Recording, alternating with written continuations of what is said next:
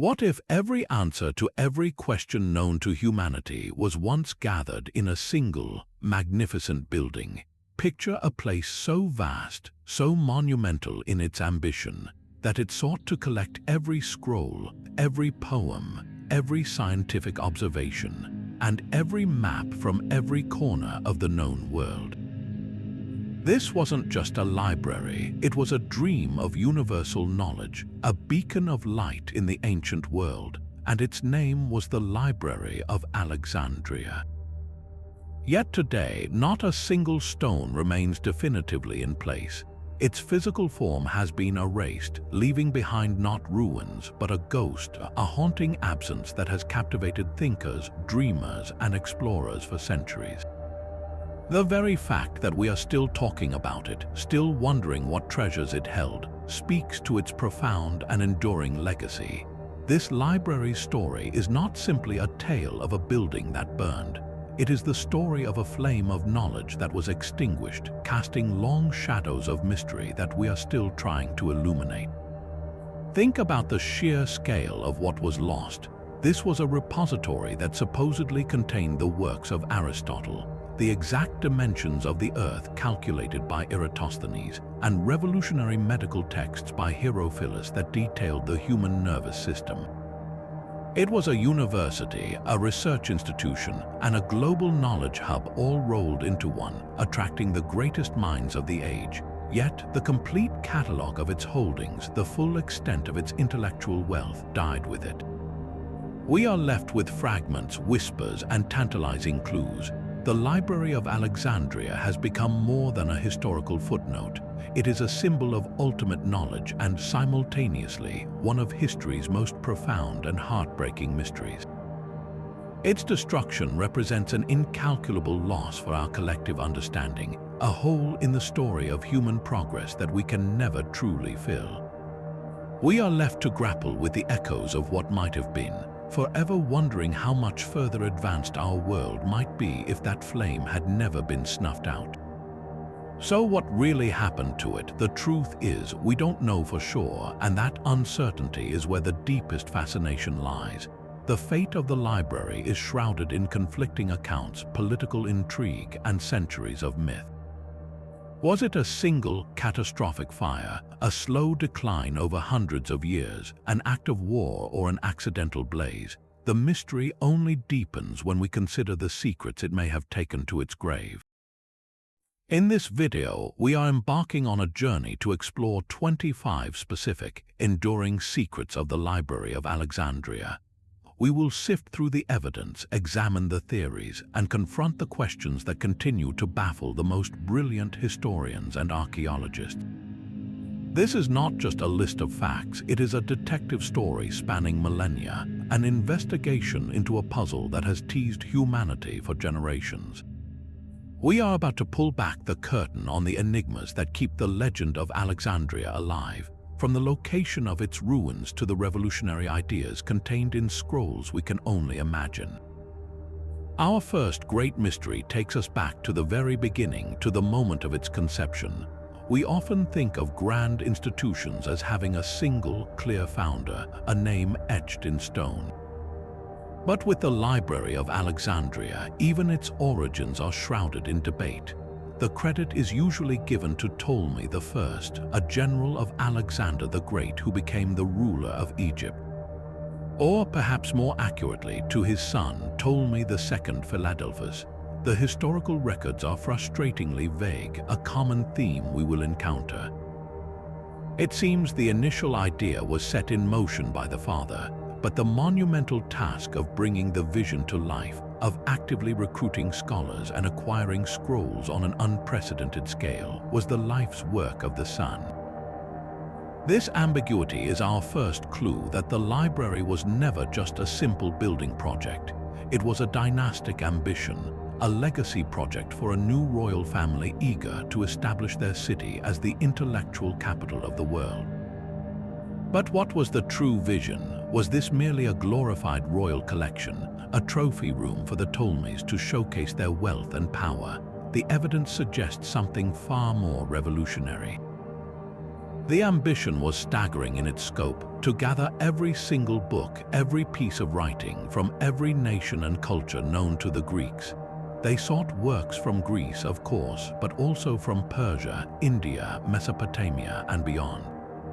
Every play, every philosophical treatise, every historical chronicle, every manual on agriculture, astronomy, and medicine.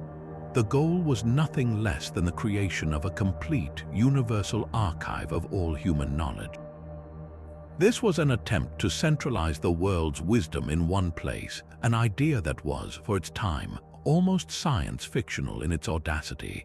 This grand vision was driven by a powerful combination of political cunning and genuine intellectual curiosity. For the Ptolemies, a library of such magnificence was the ultimate symbol of prestige. It would attract the greatest minds, making Alexandria a beacon of learning that could outshine their rival, Athens. It was a soft power play of immense proportions, but there was also a deeper, more philosophical drive. This was the Hellenistic age, a time when Greek culture was spreading and merging with others. In this melting pot, there was a burning desire to understand the entire cosmos, to categorize and comprehend everything. The library was to be the engine of this understanding. Agents were sent to the far corners of the earth with vast sums of money to purchase or borrow scrolls. It's even said that every ship docking in Alexandria's great harbor was searched, and any scrolls found on board were confiscated, copied by the library scribes, with the copies returned to the owners while the originals were kept for the great collection. This was a project of intellectual aggression, a voracious hunger to possess and understand the entire world. The mystery of its founding, therefore, isn't just about a name, it's about deciphering the true scale of an ancient dream that sought to put the universe on a shelf. This ambitious dream of universal knowledge leads us directly to our second great secret, a puzzle that has stumped archaeologists for generations. Where exactly was this legendary building? We know the library was part of a larger complex called the Royal Quarter, or Brucheion, a sprawling palace district overlooking the bustling harbor. But the city of Alexandria itself has been built and rebuilt for over 2,000 years, with modern structures standing directly atop its ancient foundations. The precise footprint of the library, its exact street address in the ancient world, has been utterly lost to time. There is no grand signpost, no crumbling wall that we can point to with absolute certainty and say, here it stood. This fundamental geographical mystery makes the library feel even more like a ghost, a presence we know was there but cannot physically touch. Scholars have proposed several compelling theories based on painstaking analysis of ancient writings and limited archaeological finds. One prominent hypothesis, supported by the writings of the Greek geographer Strabo, places the library within the confines of the Mausoleum, which was an institution similar to a modern university or a research academy. This suggests the library wasn't a standalone public building, but was integrated into a grand center of learning, connected to lecture halls, gardens, and dining areas for scholars. Other theories interpreting different ancient sources argue it may have been a separate, though adjacent, structure dedicated solely to the storage of scrolls, perhaps connected to a smaller temple dedicated to the Muses. The challenge is that ancient authors often use the terms library and Mausoleum interchangeably, blurring the lines between the building that housed the books and the intellectual community that used them. Excavations have revealed possible sites, including a series of rooms that some believe were lecture halls or storage areas, but a smoking gun, like a room with a plaque reading "Library," has never been found. Adding another layer to the mystery is the complete and total absence of its architectural blueprints. We have no original drawings, no detailed plans that reveal its grand design. Everything we visualize is an educated reconstruction, a best guess based on descriptions of other Greek libraries and the general architectural style of the period. Scholars believe it was likely a large colonnaded building designed to be both beautiful and functional. The heart of the library would have been the Pinakes, the vast catalogue room, where librarians like the famed Callimachus created a comprehensive index of the entire collection. Beyond that, there would have been long, well-lit galleries lined with numbered shelves or niches called armaria, where the scrolls, organized by subject, were stored in leather or wooden cases. A reading room with tables would have allowed scholars to study the texts, but the true scale is what remains most speculative. Some ancient sources claim it held hundreds of thousands of scrolls, others insist the number was in the millions. If the latter is true, the building would have needed to be enormous, a multi-level complex requiring sophisticated systems for organization, retrieval, and preservation, controlling humidity to protect the precious papyrus. Was it a single monumental hall or a cluster of specialized buildings?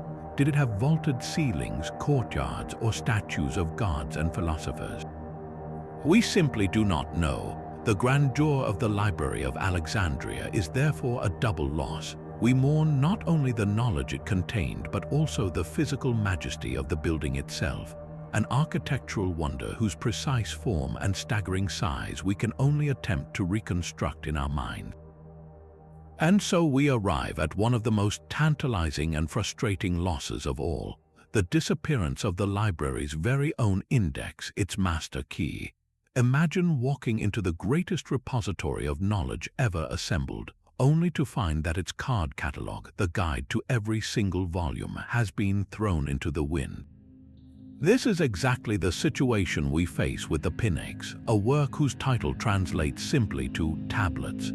Created by the poet and scholar Callimachus, the Pinakes was far more than a simple list. It was a revolutionary intellectual achievement in its own right, a systematic attempt to map the entire universe of human thought. We have fragments of information about it, enough to appreciate its brilliance, but the catalogue itself is gone. Its absence is a black hole at the center of the Alexandria mystery, because to lose the catalogue is to lose the ability to comprehend the true shape and size of the library's collection.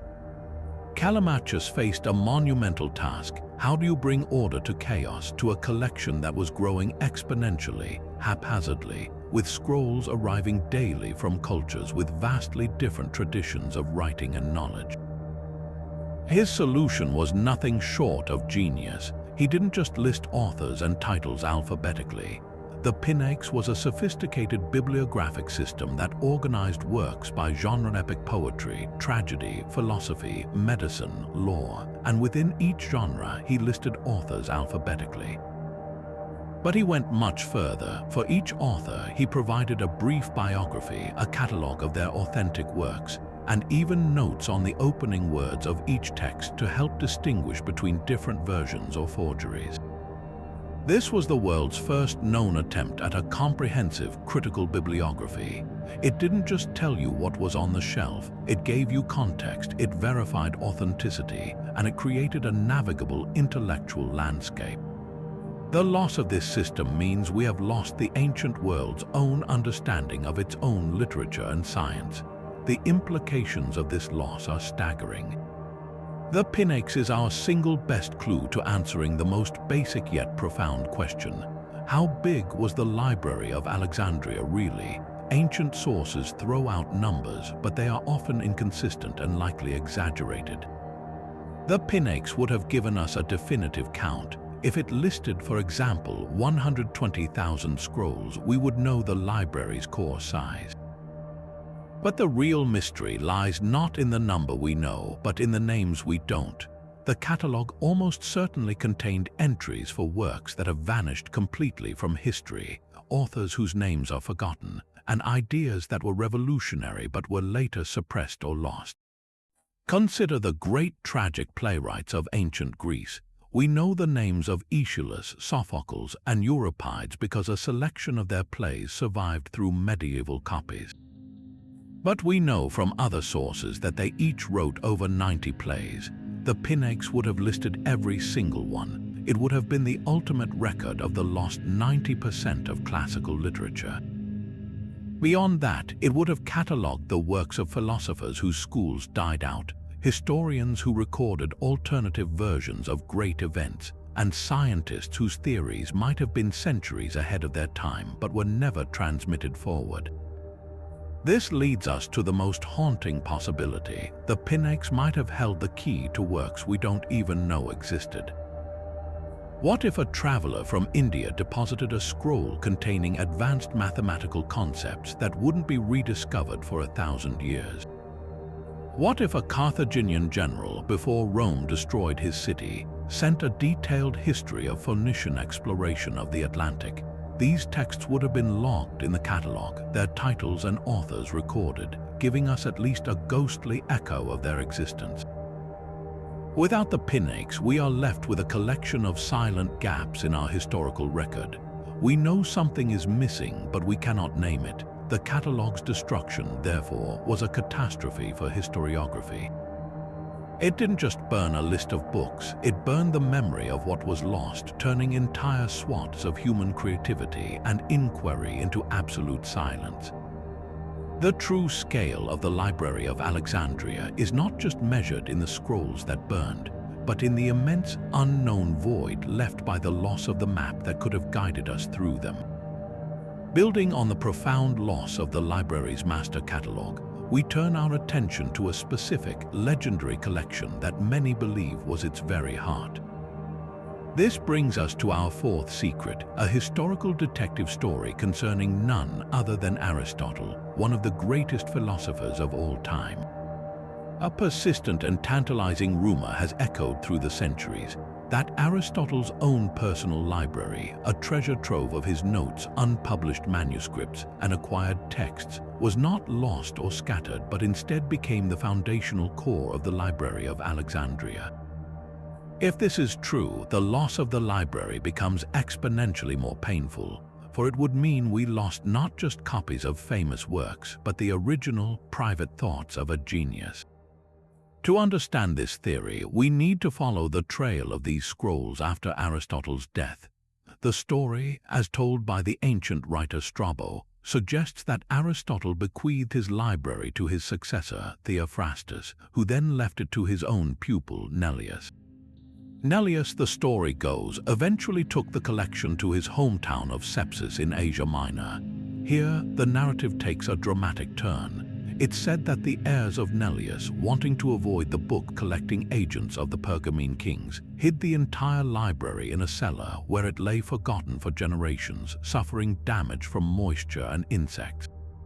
Centuries later, the scrolls were supposedly rediscovered and sold to a wealthy bibliophile named Apollycon of Chios, who brought them back to Athens. Finally, when the Roman general Sulla conquered Athens in the 1st century before the Common Era, he seized Apollycon's library and transported it to Rome. This is the last solid historical trace of Aristotle's personal collection. Now, here is where the Alexandria connection emerges. Scholars fiercely debate the timeline. Could the Ptolemies, in their voracious quest for scrolls, have acquired Aristotle's library before this long and convoluted journey? Is it possible that agents of Ptolemy II intercepted the collection while it was still in the possession of Neleus or his heirs? The Ptolemies were known for their aggressive and sometimes ruthless acquisition methods. They had the wealth and the motivation to acquire the most prestigious intellectual collection in the Greek world. For a king trying to build the ultimate library, owning the original working library of Aristotle would be like a modern university acquiring the original lab notes of Albert Einstein. It would instantly establish Alexandria's supremacy. Proponents of this theory argue that it makes perfect strategic sense and that the story of the cellar hideaway might be a myth or might describe a different, lesser collection. The implications of this possibility are staggering. We know Aristotle today through a handful of surviving treatises, which are believed to be his more formal, esoteric works intended for use within his school, the Lyceum. But ancient sources tell us he also wrote brilliant, popular dialogues aimed at the general public, works that were celebrated in his own time for their literary beauty.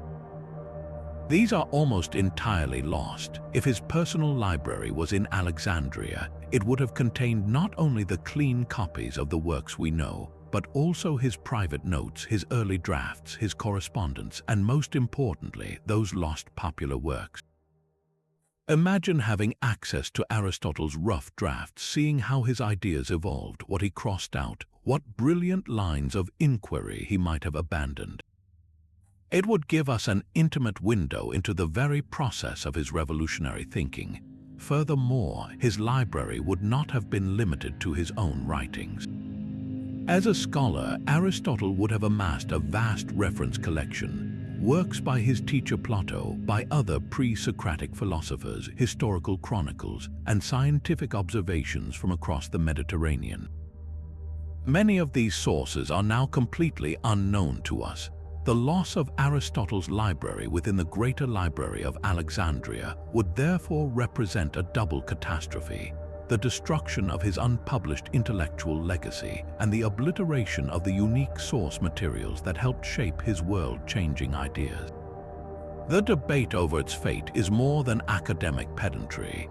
It is an attempt to measure the true depth of a black hole in Western thought, a void that might contain the missing keys to understanding the origins of systematic science and philosophy itself. To truly grasp the magnitude of what was lost, we must pull back from the idea of the library as a simple storehouse of books and step into the vibrant, living intellectual community it served. This brings us to the fifth secret, the enigmatic world of the Mousean, or the House of the Muses. While the library was the archive, the collection of knowledge, the Mousean was the engine, the advanced research institute where that knowledge was created, challenged, and pushed to its very limits. Think of it not as a building, but as a state-funded think tank, a permanent residency for the greatest geniuses of the ancient world. Its scholars were salaried, tax-exempt, and provided with meals and lodging, all for the singular purpose of thinking, experimenting, and debating without the distractions of everyday life. The mystery of the Mousean lies not in what it contained, but in what transpired within its private halls, the conversations, the failed experiments, and the revolutionary ideas that may have been deemed too radical or incomplete to ever be written down. Imagine walking through its colonnaded walks and gardens, overhearing fragments of conversation that would shape the course of human thought. In one room, the geographer and mathematician Eratosthenes might be calculating the Earth's circumference with astonishing accuracy, while in another, the physician Herophilus was conducting groundbreaking anatomical research, likely through human dissection, a practice considered taboo in many contemporary cultures. The astronomer Aristarchus of Samos could have been outlining his heliocentric model, proposing that the Earth revolved around the Sun, an idea so far ahead of its time it would be dismissed for nearly 2,000 years. These were not isolated figures working in silence. The Mousean was designed to foster collaboration and fierce debate. The real secrets of the Mousean are the daily interactions, the intellectual clashes that happened away from the formal scrolls.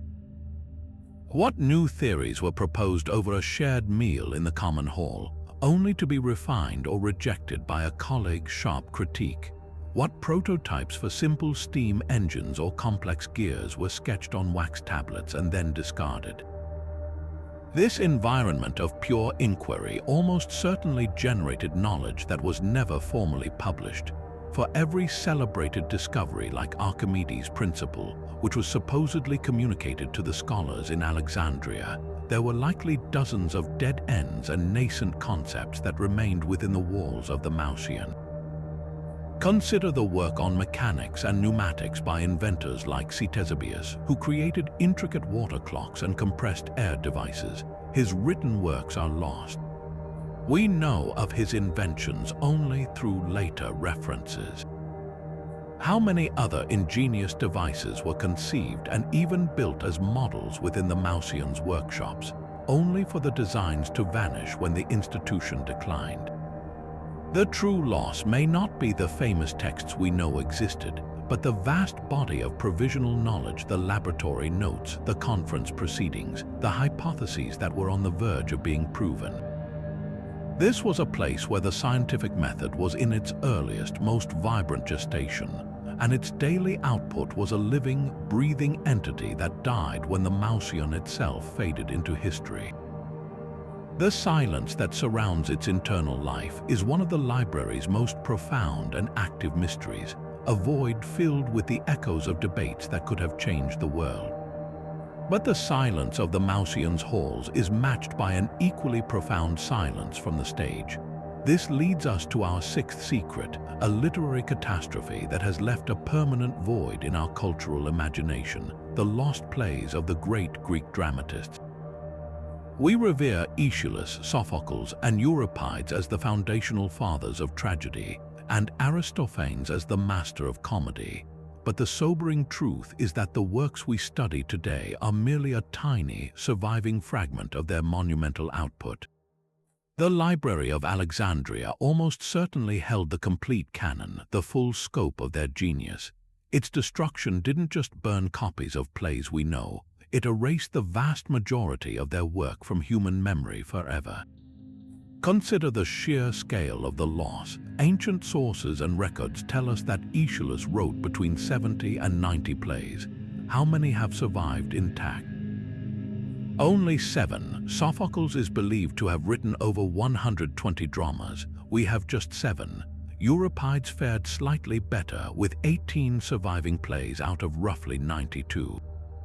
And the brilliant comic writer Aristophanes' 11 plays remain from an original 40. These numbers are staggering. We have lost approximately 90% of the work produced by the very individuals who defined Western theatre. The library in Alexandria, with its goal of universal collection, would have housed not only the popular hits of the day but every single play these masters ever wrote, including their early attempts, their experimental works, and their final, mature productions. This collection would have been the ultimate authority, the definitive archive of Athenian drama. The mystery, then, is not just one of quantity but of content. What stories, what characters, what revolutionary ideas vanished with those scrolls? We know the surviving plays often explore profound themes of fate, justice, the gods, and the flaws of humanity.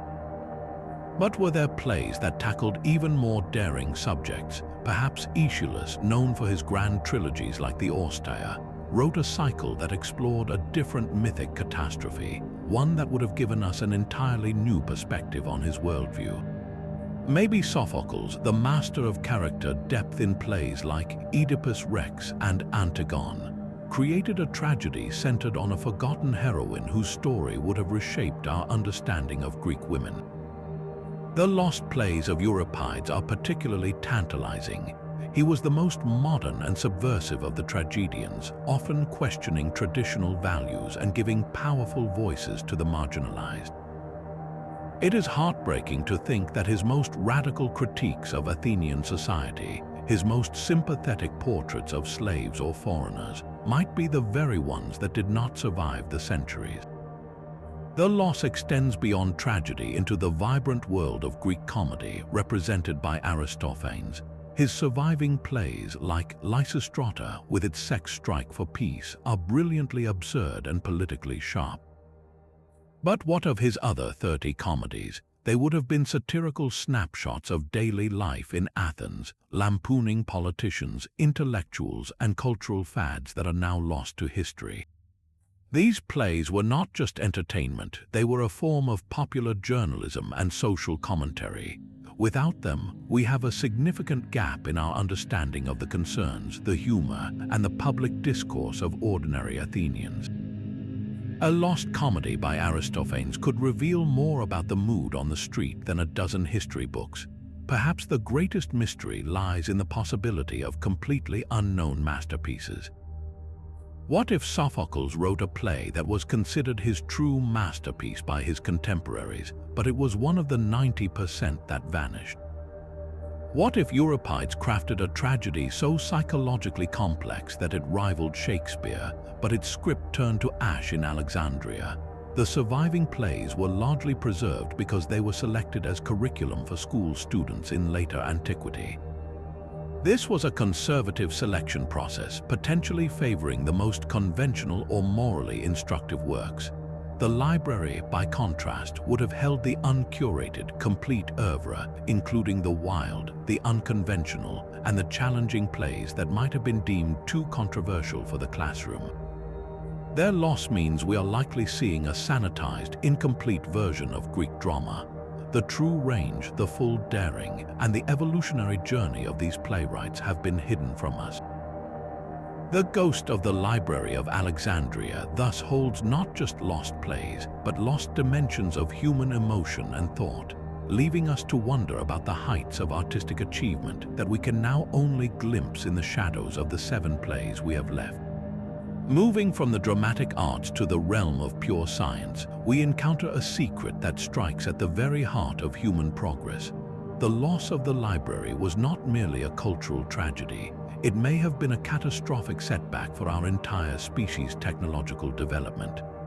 Hidden within its scrolls were likely advanced scientific and mechanical treatises so revolutionary that their disappearance could have delayed the arrival of the modern world by over 1,000 years. We get glimpses of this lost potential through the few inventors whose names and fragments of work survived, figures like Ctesibius and Hero of Alexandria. Their existing works are impressive enough, but they hint at a vast, unseen ocean of innovation that was lost, leaving us to wonder if the ancient world was on the verge of an industrial revolution that never was. Consider the work of Ctesibius, who was active in Alexandria during the 3rd century before the Common Era. He is often called the father of pneumatics, and for good reason. Historical accounts credit him with inventing the force pump, a sophisticated water organ that used air pressure to create music, and even early versions of gear systems and clocks that operated with water power. But these are just the inventions we know about. His written works have vanished completely. We know of his genius only through later references by other writers. This raises a haunting question. What were his most ambitious, unpublished ideas? Did Ctesibius conceive of machines that were never built, or principles of mechanics that were too complex for his contemporaries to grasp? The library would have held his private notes, his detailed diagrams, and his theoretical explanations. The loss of these scrolls means we lost the foundational textbooks of an entire branch of engineering. Then there is the even more famous figure, Hero of Alexandria, who lived centuries later but whose work seems to build upon a long tradition of Alexandrian engineering. Hero is renowned for inventions like the Eolipile, a primitive steam turbine that demonstrated the potential of steam power. He also created automatic door openers, vending machines that dispensed holy water, and elaborate mechanical puppeteering systems for theaters. On the surface, these seem like clever toys, but look closer. The Eolipile was a working model of jet propulsion. The automatic temple doors used heat and pneumatics to create a sense of divine magic. These were not just novelties, they were practical demonstrations of profound physical principles. The great mystery is why these inventions never led to widespread industrial application. Part of the answer may lie in what we have lost. Hero's surviving works like Pneumatica and Mechanica are thought to be merely textbooks, compilations of knowledge that was already centuries old by his time. What if the library contained earlier, more theoretical scrolls that explained not just how to build these devices, but the underlying science of energy conversion that could have been scaled up? What if there were designs for larger, more powerful steam engines intended for practical use in mines or mills, designs that were lost before they could be implemented? This line of thinking leads to one of the most compelling and disturbing theories about the library's loss. The knowledge within its walls may have formed a continuous thread of scientific inquiry. One generation of scholars in the Mausian would build upon the discoveries of the last, creating a cumulative effect. The loss of the library didn't just erase individual inventions, it shattered this chain of progress. Imagine a scroll by Ctesibius on compressed air that was studied and expanded by a scholar 100 years later, whose own work was then read by Hero. When the library declined and its contents were scattered or burned, that chain was broken. the collective memory of these advances faded. The eolipile became a curiosity, not the seed of an industrial revolution, because the supporting knowledge that would have allowed engineers to improve upon it was gone. The potential for steam power was discovered, then forgotten, and had to be independently reinvented nearly 2 millennia later. The mystery deepens when we consider other fields. What about medicine? The library housed the works of Herophilus, who pioneered human dissection and identified the nervous system. What further anatomical discoveries were recorded in scrolls that never made it to the medieval copyist? What about mathematics? We know Archimedes, who studied in Alexandria, was wrestling with concepts that foreshadowed calculus.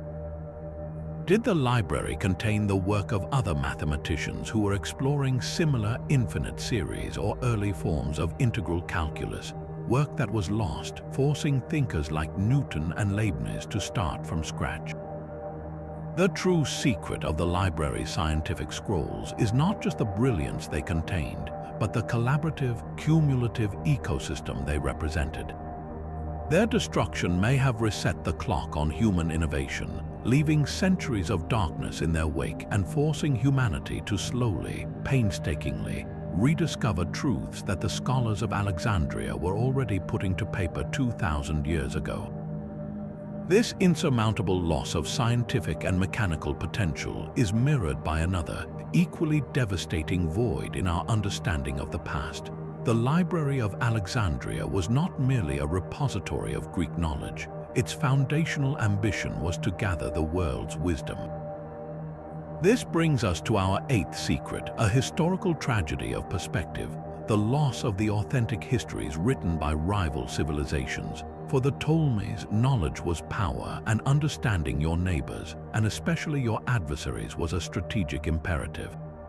Consequently, the library's agents would have aggressively sought out primary source documents from empires like Persia and Carthage, accounts written by their own scribes, generals, and administrators.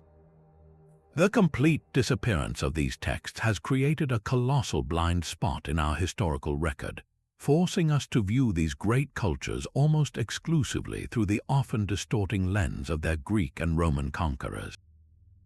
Imagine the value of a first-hand Carthaginian account of the Punic Wars. What we know of Hannibal, his legendary crossing of the Alps, and his brilliant tactics at Cannae comes primarily from Roman historians like Polybius and Livy. While valuable, these are the accounts of the victors, written for a Roman audience with a clear agenda to glorify Rome and often to demonize their formidable enemy. They tell us what Hannibal did, but they cannot tell us what he thought.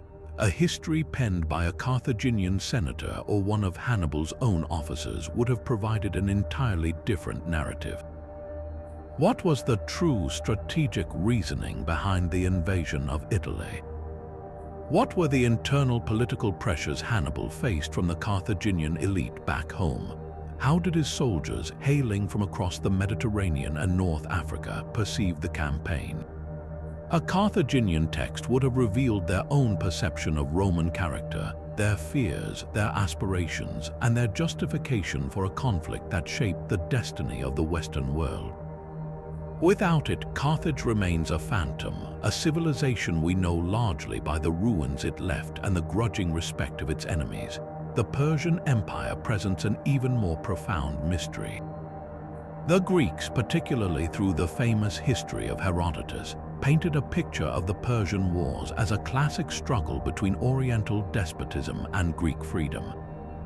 The Persian kings are often depicted as vast, remote, and autocratic figures, but the library almost certainly held Persian royal chronicles, administrative records, and religious texts that would have offered a completely different viewpoint.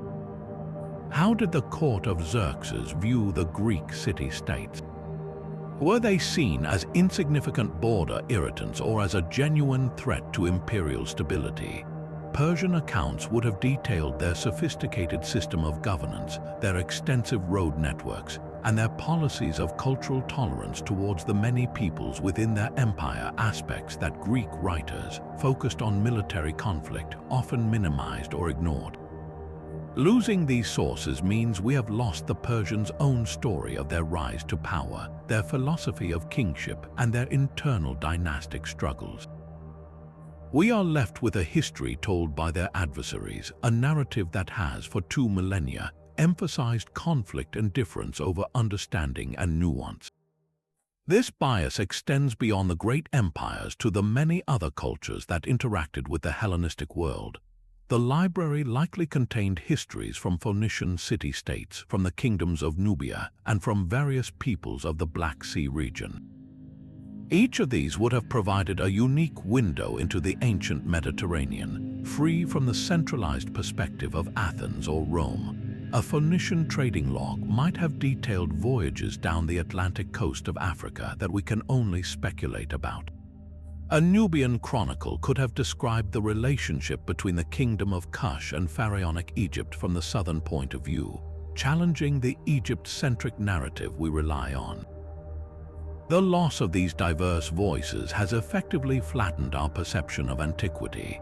It has created a historical record that is disproportionately Greco-Roman, silencing the rich tapestry of competing narratives that once existed. The great mystery, therefore, is not just what facts we lost, but what entire dimensions of human experience and cultural interaction have been erased. The Library of Alexandria held the key to a multipolar ancient world, and its destruction locked that door forever, leaving us with a simplified and often skewed version of history that we are still struggling to correct through archaeology alone. But this flattening of historical perspective is not the only way the library's loss has shaped our cultural foundations. It has also left a profound and unsettling mark on the very bedrock of Western literature itself. This brings us to our 9th secret, a textual mystery that concerns the most famous poet of all, Homer. We think of the Iliad and the Odyssey as fixed, timeless monuments passed down through the ages intact. But the reality is far more fluid and fascinating. The scholars at the Library of Alexandria were not just passive collectors of Homer's works. They were active editors, textual critics who compared multiple versions of the epics in an attempt to establish a definitive text. The immense mystery is what they found during this process, what variations, additional lines, or even entirely lost episodes were present in the older scrolls they had access to, versions that have since vanished from the earth. To understand the significance of this, we need to picture the state of the Homeric texts before the Alexandrian scholars got to work. For centuries, the Iliad and Odyssey were primarily oral poems, performed by bards who might add or subtract elements to suit their audience.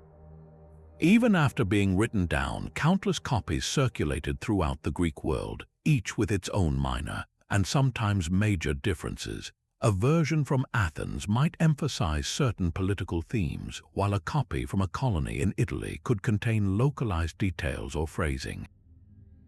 The library, in its quest to gather every book, would have acquired dozens, perhaps hundreds of these variant manuscripts. The chief librarians, most famously Zenodotus of Ephesus and later Aristarchus of Samothrace, undertook the Herculean task of sifting through this mountain of conflicting texts to decide what was authentically Homeric. They marked lines they believed were later additions and made choices about which wordings were original. In a very real sense, they created the standardized Homer we know today. But herein lies the haunting question. In their effort to create a clean, authoritative version, what did they choose to leave out? The scholars of Alexandria were working with scrolls that were already centuries old in their own time. They had access to versions of the Homeric poems that were far closer to the source than any manuscript that survives today. What if one of those ancient scrolls contained a passage, now lost, that described a forgotten adventure of Odysseus on his long journey home? Perhaps an episode that provided a crucial character motivation or explained a cryptic reference that modern scholars still struggle with. The Alexandrian editors, judging it to be a non-Homeric interpolation, might have excluded it from their master copy. At the time, it was a reasoned scholarly decision. But from our perspective, it means that a piece of the epic tradition, a fragment of the story that had been told and retold for generations, was effectively deleted from the official record. Its only home would have been in the library's vast archives, in the original variant scrolls that are now ash. The potential for lost content is staggering. Were there entire lost chapters of the Iliad, perhaps a detailed description of the fall of Troy told from the perspective of the Trojan women, or a more elaborate backstory for a minor but compelling character like Glaucus or Diomedes? The Odyssey is particularly ripe for speculation. The poem is structured around Odysseus recounting his past adventures to the Phaeacians. What if an older, more complete version contained tales of other monstrous encounters or visits to strange lands that were edited out for being repetitive or stylistically inconsistent? The library may have held the key to these alternative narratives. Furthermore, the textual variations themselves are a deep mystery. A single different word in a key speech can alter the entire interpretation of a character's intentions. The Alexandrian scholars saw all these variants and made their choices. We have largely accepted their choices, but we have lost the evidence that informed them. We are reading Homer through the lens of Alexandrian criticism, and we can never be entirely sure what the poet's original, unedited voice truly sounded like. The library doesn't just hold the secret of lost books, it holds the secret of the lost words within the books we think we know, leaving us to wonder if the foundational texts of our civilization are, in fact, incomplete echoes of a richer, more complex original. The tantalizing possibility that ancient mariners might have reached the American continents long before Columbus is one of history's most enduring what-if scenarios. This leads us directly to our 10th secret, a theory that sits at the very edge of credible history and captivating speculation. Did the Library of Alexandria hold scrolls containing knowledge of these transoceanic voyages? Was the New World actually known to the Old World, its existence documented in a handful of texts that were then lost in the flames, forcing Europe to spend a millennium in geographical ignorance? While mainstream scholarship remains deeply skeptical, the idea is fueled by a combination of ambiguous ancient references, intriguing archaeological anomalies, and the simple, undeniable fact that the library's mission was to collect every known story, including the tall tales of sailors. Consider the prime candidates for such a journey, the Phoenicians. As the Mediterranean's most accomplished and far-ranging sailors, their voyages took them beyond the Pillars of Hercules, modern-day Gibraltar, down the Atlantic coast of Africa, and possibly north to Britain for tin. Ancient writers like Herodotus recorded their exploits, sometimes with a tone of awe. Is it so difficult to imagine that a particularly daring Phoenician captain, caught in a powerful Atlantic current, might have been carried to the shores of South America or the Caribbean? If such a voyage occurred, the account of lush, unknown lands and strange peoples would have been a treasure for any trader or king. A report or even a captain's log detailing such a discovery would have been a prime target for the acquisitive agents of the Ptolemies. Once in Alexandria, it would have been catalogued and stored alongside other geographical works, a singular document hinting at a world far larger than any Greek geographer had ever conceived.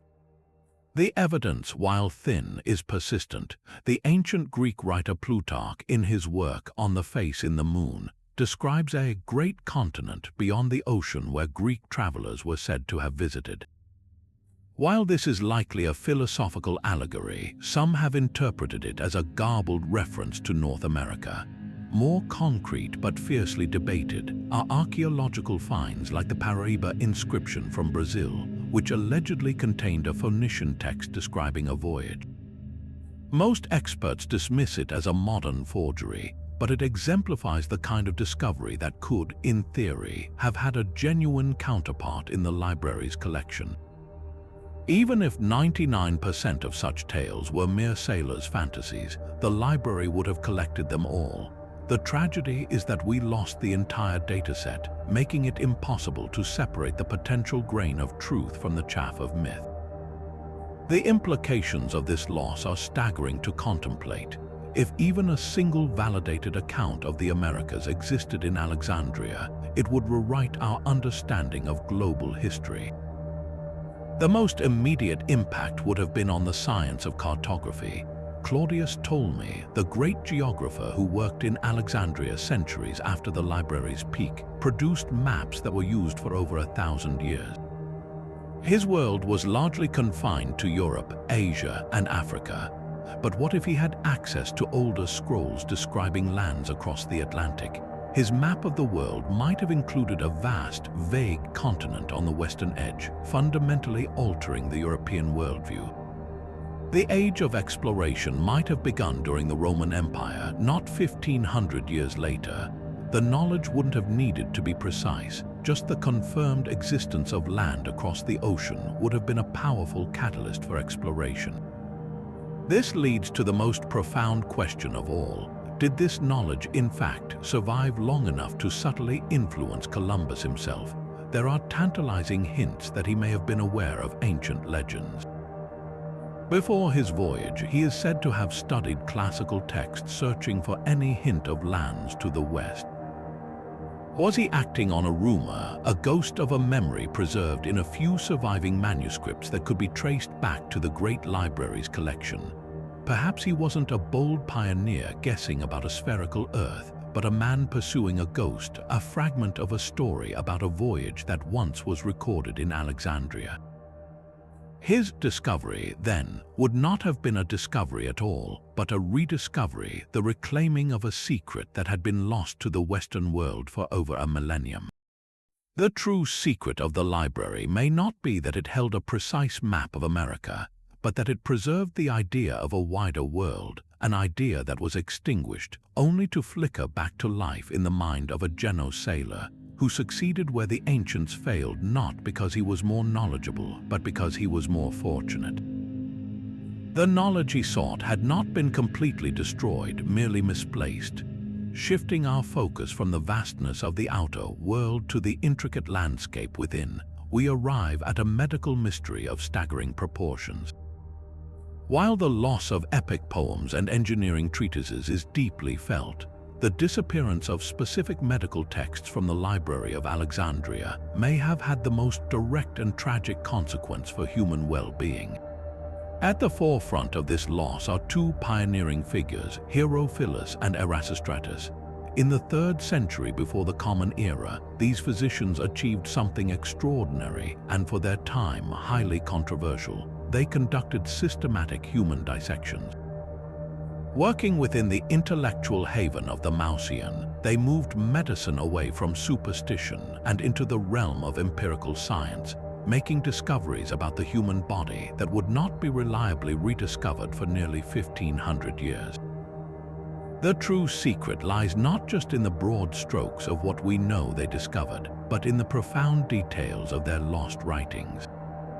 What precise cures, sophisticated surgical techniques, and fundamental understandings of human anatomy were documented, only to be forgotten and have to be painfully relearned centuries later?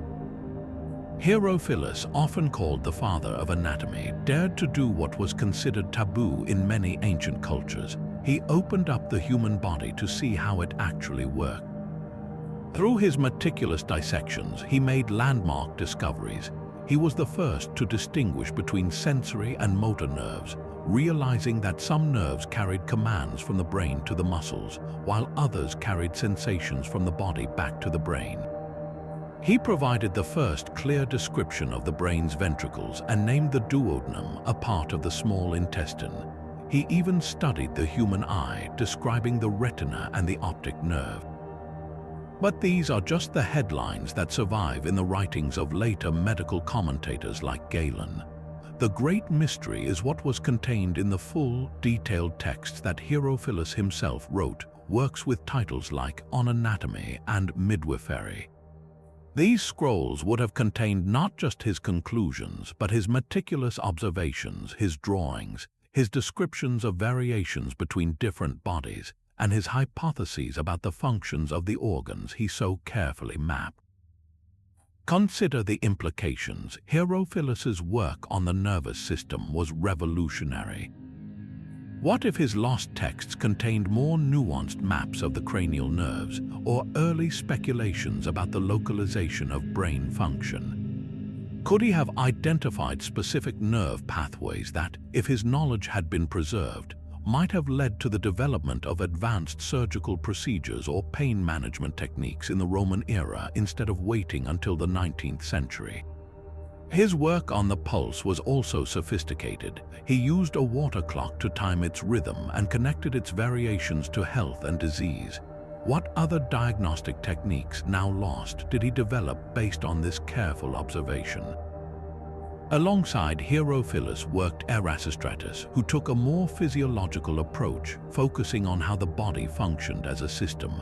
He is celebrated for his early, remarkably accurate theories about the heart and circulation. Erasistratus described the heart as a pump, identified the function of the valves, and posited that veins carried blood, while arteries carried a vital spirit or pneuma. While the pneuma theory was incorrect, his mechanical understanding of the cardiovascular system was centuries ahead of its time. He also rejected the prevailing humoral theory that attributed disease to an imbalance of bodily fluids, instead suggesting that illness was caused by a plethora or overabundance of blood that would flow to a specific organ, causing inflammation. This was a move toward a more physical, mechanistic understanding of disease. The loss of Erasistratus's own writings, such as his comprehensive work on fevers, is a catastrophe for the history of medicine. Within those scrolls likely lay elaborate explanations for his theories, supported by the anatomical evidence he and Herophilus had gathered. What if he had detailed observations on the difference between arterial and venous blood? Observations that could have led a later scholar to discover the circulatory system long before William Harvey in the 17th century. His focus on the physical causes of disease might have led to treatments that were more targeted and effective than the balance-restoring methods of humoral medicine. Did he propose specific surgical interventions based on his understanding of the circulatory system? The silence is deafening. The collaboration and rivalry between these two great minds within the Mausian must have generated an incredible body of knowledge. They debated, they challenged each other's findings, and they pushed the boundaries of what was known. Their complete works, housed together in the library, would have represented the pinnacle of ancient medical science. But with the decline of Alexandria, their direct influence faded. Later physicians, working in cultures where human dissection was again forbidden, had to rely on second-hand summaries and often on the more theoretical work of Galen, whose own research was based primarily on animal anatomy. This created a 1500-year detour in medical progress. The detailed, first-hand human observations of Herophilus and Erasistratus were replaced with speculation and error. The library's destruction meant that the very foundation of empirical medicine crumbled, and humanity was forced to wander in a medical dark age, rediscovering truths that two brilliant minds in Alexandria had already written down in exquisite and now vanished detail. Continuing from the profound medical loss, we now turn our attention outward to the very shape of the world as the ancients knew it. This brings us to our 12th secret, a geographical void as vast as any ocean, the lost cartographic knowledge of the ancient world. The Library of Alexandria was not just a storehouse of texts, it was a clearinghouse for information flowing in from every corner of the known world, from the caravans of the Silk Road to the ships sailing the Indian Ocean. Its scholars would have synthesized this intelligence into maps and geographical treatises that represented the absolute cutting edge of ancient understanding. The haunting mystery is just how advanced these maps truly were. Did they accurately chart the monsoon routes to India? Did they depict the full extent of Africa, a continent whose circumference would not be sailed for another 1700 years? The disappearance of this cartographic archive may have literally shrunk the world for centuries. leaving European explorers to navigate with a far more limited and often erroneous picture of the globe. Imagine the resources at the disposal of a scholar like Eratosthenes, the head librarian who not only calculated the Earth's circumference with remarkable accuracy, but also created one of the first world maps incorporating lines of latitude and longitude. His work was based on a critical mass of data that we can scarcely comprehend. The Ptolemy's agents would have collected sailors' logs, merchants' itineraries, and the reports of ambassadors from distant courts. A ship captain from Yemen might provide a detailed description of the coast of India. A nomadic trader from Central Asia could relate the distances between cities along the routes to China. In the library's scriptorium, this flood of information would be compared, cross-referenced, and painstakingly translated into Greek. The resulting maps would have been dynamic documents, constantly updated with each new report, transforming vague rumors into precise coastlines and trade routes. They wouldn't have been simple symbolic drawings. They were likely sophisticated instruments of statecraft and commerce, used to plan voyages and understand the geopolitical landscape. The most tantalizing possibilities lie in the directions we know ancient travelers went. Take the case of the Greek explorer Eudoxus of Cyzicus, who, in the 2nd century before the Common Era, was said to have made a voyage from Egypt to India using the direct route across the open ocean, guided by the Hypalus wind. His detailed account of this journey would have been a crown jewel in the library's geographical collection. But what about voyages that pushed even further? There are persistent, though unproven, theories about Egyptian or Phoenician vessels circumnavigating Africa. The Greek historian Herodotus recounts a story, which he seems to doubt, of Phoenician sailors commissioned by an Egyptian pharaoh to sail around Libya, Africa, from east to west, a journey that took them 3 years. If such a voyage did occur, even partially, a record of it would have been priceless. A map based on that account would have shown Africa as a circumnavigable continent, a geographical fact that was lost and later disputed for millennia. The library was the one place where such a controversial document could have been preserved and studied by scholars who had the knowledge to assess its credibility. The loss of this knowledge had a direct and measurable impact on the age of exploration that began in the 15th century. Consider the world map of the great Alexandrian geographer Claudius Ptolemy, which was rediscovered in Europe during the Renaissance. Ptolemy's map, while brilliant for its time, contained significant errors, such as enclosing the Indian Ocean with a southern landmass and underestimating the size of the Earth. His work became the authoritative model for European cartography. But what if the explorers of Portugal and Spain had access not just to Ptolemy, but to the centuries of accumulated knowledge that informed Ptolemy? What if they had seen the original reports from sailors who had actually been to the far reaches of the Indian Ocean or down the eastern coast of Africa? A map in the Library of Alexandria might have shown that Africa could indeed be sailed around, a fact that Prince Henry the Navigator's captains had to painfully prove mile by mile. It might have hinted at the vastness of the Asian continent, giving Columbus a more realistic idea of the distance he would need to sail west to reach it, and perhaps even dissuading him from his fateful voyage, or at the very least, better preparing him for what he would actually find. The true secret of the library's cartographic collection is not just the loss of accurate coastlines, but the loss of a methodology.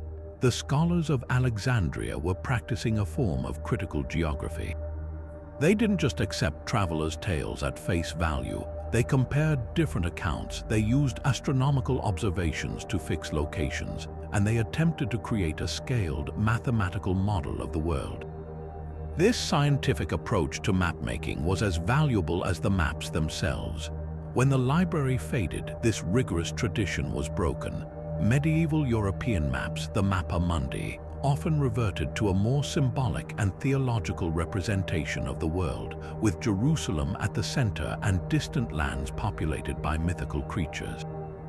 The rediscovery of Ptolemy in the Renaissance was a leap forward, but it was a leap back to a point that was already centuries out of date. The world had to be remapped from scratch, a process that took hundreds of years and cost countless lives. The vanished maps of Alexandria represent a colossal shortcut that was lost, a detailed instruction manual for the planet that was thrown away, leaving humanity to stumble through a second, much darker age of geographical ignorance. Beyond the well-trodden paths of Plato's Academy and Aristotle's Lyceum, the intellectual landscape of the ancient world was a vibrant ecosystem of competing ideas, a cacophony of philosophical voices that debated the fundamental nature of reality. The Library of Alexandria, in its quest for universality, would have been the one place where the full spectrum of this intellectual diversity was preserved. While the works of the philosophical giants survived through centuries of copying, the texts of countless smaller, rival schools were far more fragile.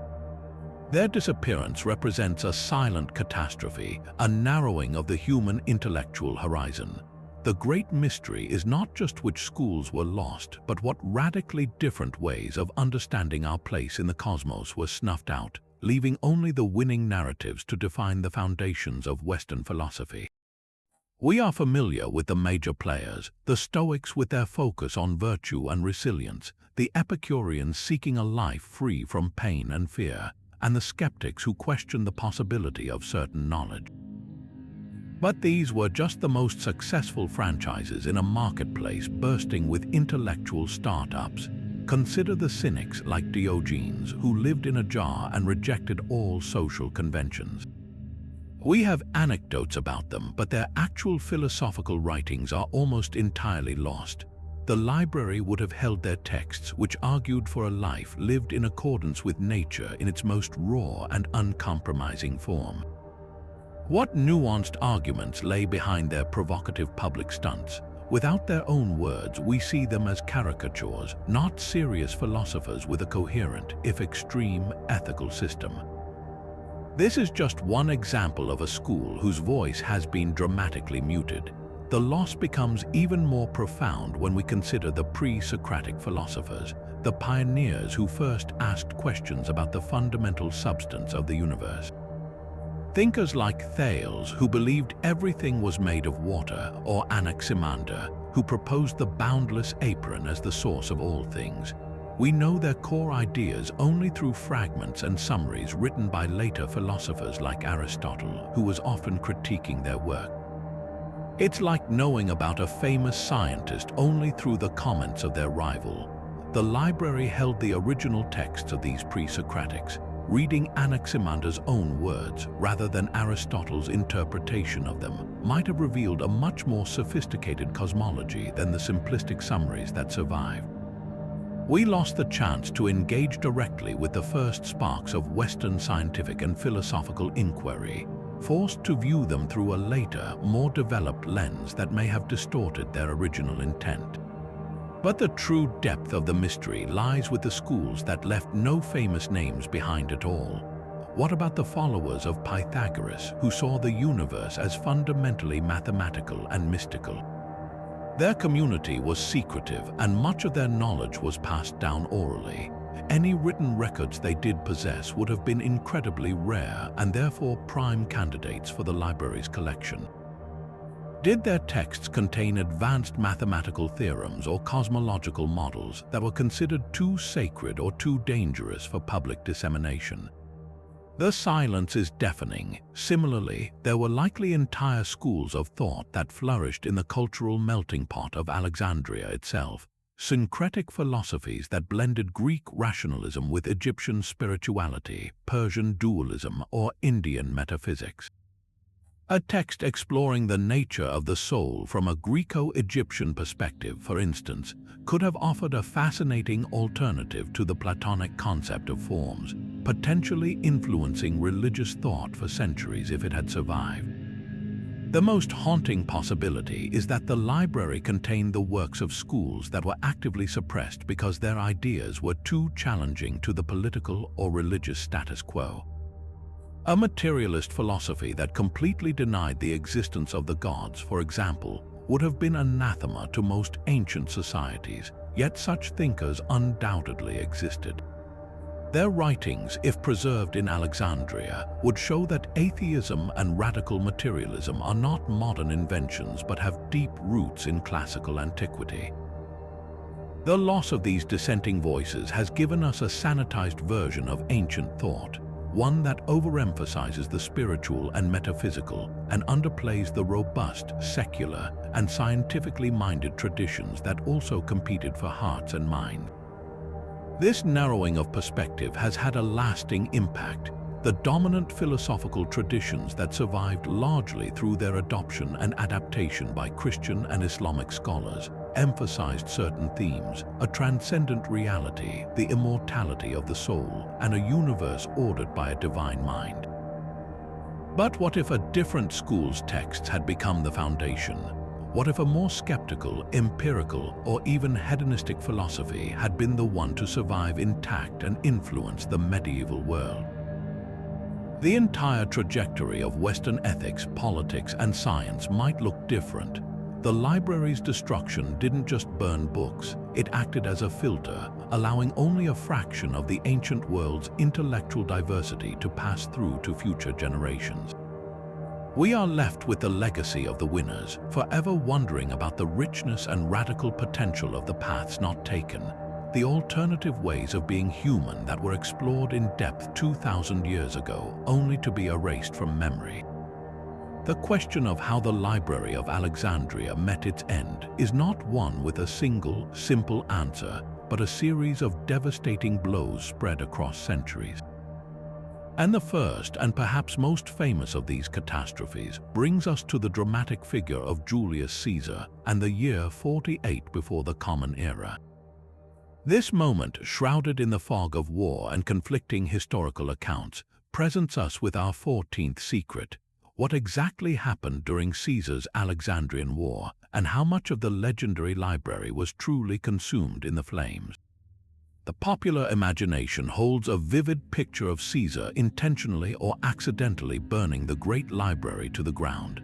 But the historical reality is far more complex, ambiguous, and hotly debated by scholars to this day. To understand the event, we need to step into the chaotic context of the conflict. Caesar had pursued his rival, Pompey, to Egypt, only to find himself embroiled in a vicious civil war between the young pharaoh Ptolemy XIII and his sister wife, Cleopatra VII. Trapped in the royal palace quarter of Alexandria, which was adjacent to the harbor, Caesar's forces were vastly outnumbered. In a desperate move to prevent the Egyptian fleet from encircling him and cutting off his seaward escape, Caesar ordered his men to set fire to the ships in the harbor. This tactical decision is undisputed. The great mystery is the fire's spread. Ancient sources provide contradictory testimony that has fueled the debate for 2,000 years. The most damning account comes from the Roman historian Seneca, quoting from the lost books of Livy, who reported that 40,000 scrolls were destroyed in the fire that Caesar started. This is a colossal number, and it has been traditionally interpreted as the loss of the library's main collection. However, another crucial source, the Greek geographer Strabo, who visited Alexandria just a few decades after Caesar's time, writes about the Mausoleum and the library as functioning institutions with scholars still at work. He makes no mention of a recent catastrophic fire that destroyed the heart of the library. This is a staggering silence. If the main library buildings had been incinerated just 30 years prior, it would have been the defining event of Alexandria's recent intellectual history. Strabo's failure to note it suggests the damage was not as comprehensive as Seneca's figure implies. This contradiction leads to a compelling theory. The fire may not have reached the main library complex at all. The primary library buildings were almost certainly part of the royal palace district, set back from the waterfront. The fire Caesar started was aimed at the docks and the ships. What likely burned were warehouses near the port, which were used for commercial shipping. It is entirely plausible that these warehouses contained vast stores of scrolls, not the curated, catalogued master collection of the library, but a sort of incoming or overflow storage area. The Ptolemies were notorious for confiscating scrolls from every ship that docked in Alexandria to have them copied. It is conceivable that these newly arrived, uncatalogued scrolls, perhaps tens of thousands of them, were being held in dockside storage awaiting processing. Their destruction would still represent an incalculable loss of potential knowledge, books from across the world that never made it into the official collection, but it would mean the core of the library survived this initial assault. Other scholars propose a middle ground, suggesting the fire did spread beyond the docks and damaged buildings associated with the library, perhaps some lecture halls or secondary structures, but left the main scroll repositories largely intact. The figure of 40,000 scrolls, even if accurate, might have represented a significant but not fatal blow to a collection that ancient sources claim held anywhere from 400,000 to 700,000 volumes. This event, then, may not have been the death knell of the library, but the beginning of a long, slow decline. It signaled a shift in Alexandria's fortunes, from a protected center of learning under the careful patronage of the Ptolemies to a city now subject to the violent political struggles of the Roman world. The fire of 48 BC was a wound, a grave injury from which the institution would never fully recover, but it was likely the first of several wounds, not the single decisive killing stroke. The true tragedy of the library is not that it died in one dramatic inferno, but that it faded away over centuries, suffering from neglect, further violence, and the changing priorities of its rulers, with Caesar's fire serving as the ominous opening act of its long and painful demise. While Julius Caesar's fire was a severe blow, it was likely not the final chapter. The library, or what remained of it, seems to have staggered on for centuries, a shadow of its former self, but still a symbol of learning.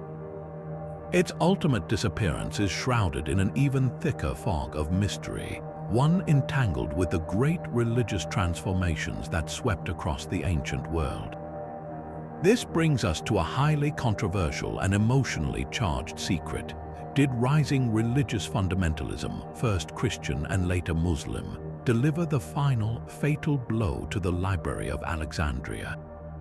Untangling this mystery requires us to sift through centuries of biased accounts, separating vengeful religious polemic from sober historical fact to understand if the great library fell victim to ideological warfare. The first major suspect in this historical whodunit is Theophilus, the powerful Christian patriarch of Alexandria in the late 4th century of the Common Era. During this time, the Roman Empire was officially Christian, and the old pagan religions and their institutions were under intense pressure. The story goes that in the year 391, Theophilus, with the support of the Emperor Theodosius, led a mob to destroy the Serapeum, the magnificent temple dedicated to the god Serapis. The Serapeum was not just a temple, it was a major cultural and intellectual center, and many historians believe it housed a daughter library, a secondary collection that may have held what remained of the main library's scrolls after Caesar's fire. The argument is that Theophilus, in his zeal to eradicate paganism, ordered the complete destruction of the temple and its contents, burning the scrolls as symbols of idolatrous knowledge. This narrative paints a clear picture of religious fanaticism extinguishing the last light of classical learning. However, the evidence for this is far from clear-cut. The primary source for the event is the Christian historian Socrates Scholasticus, who actually portrays Theophilus as the instigator of the conflict, but focuses on the destruction of the pagan idols and the temple itself. He does not explicitly mention the burning of a library. The pagan historian Eunapius does lament the destruction of the Serapeum, but is also vague on the specifics of a library's fate. The most compelling argument against this being the library's absolute end is, once again, timing. Renowned scholars and philosophers were still known to be working and teaching in Alexandria for decades after Theophilus's raid. The famous female philosopher Hypatia, for example, was a prominent figure in the city in the early 5th century, and her murder by a Christian mob in 415 was a political atrocity, but it was not an attack on a library building. If the main repository of knowledge had been destroyed just 25 years earlier, her intellectual circle would have had no home. This suggests that while the Serapeum's destruction was a devastating symbolic blow to paganism and a loss of some scrolls, a significant collection of books likely survived elsewhere in the city, perhaps in the hands of private scholars or in other, smaller institutions. Centuries later, a second, even more persistent legend emerges, this time involving Muslim forces. After the Arab conquest of Alexandria in the mid-7th century, a story began to circulate that the Caliph Omar, when asked what to do with the books in the city's library, reportedly declared, "If these books agree with the Quran, they are superfluous. If they disagree, they are heretical. Therefore, destroy them all." According to this account, the scrolls were then used as fuel to heat the city's public baths, a process so vast it was said to have taken 6 months to burn through the entire collection. It is a horrifying image, one that has been used for centuries to symbolize the clash between faith and reason. The problem with this story is that it appears in historical sources written centuries after the fact by Christian authors who had clear motives to vilify their Muslim conquerors. There is no contemporary Muslim or even Christian account from the 7th century that mentions such an event. Furthermore, by the time of the Arab conquest in 641, what was left of the great Library of Alexandria? The city had been through centuries of decline, political unrest, and multiple sacks. The main library buildings associated with the Mausoleum were almost certainly long gone. Any surviving collection would have been a fraction of its former glory, likely housed in a church or a scholar's private collection. The logistical tale of fueling the baths for 6 months is almost certainly a gross exaggeration, a literary device to emphasize the scale of the loss. Most modern historians dismiss the Caliph Omar story as a later anti-Islamic myth, a piece of propaganda that reflects the anxieties of a later era rather than the historical reality of the 7th century. So if neither Theophilus nor Omar is the clear culprit, what was the library's true fate? The most likely answer is the most mundane and in some ways the most tragic, a long, slow death by 1,000 cuts. The library was not a single event victim but an institution that withered away over 5 centuries. It depended entirely on the patronage of the Ptolemaic kings, who saw it as a source of prestige. When Egypt fell under Roman control, that lavish royal funding dried up. The library became a relic, no longer at the cutting edge of research. Scholars began to leave for other centers like Constantinople or Baghdad.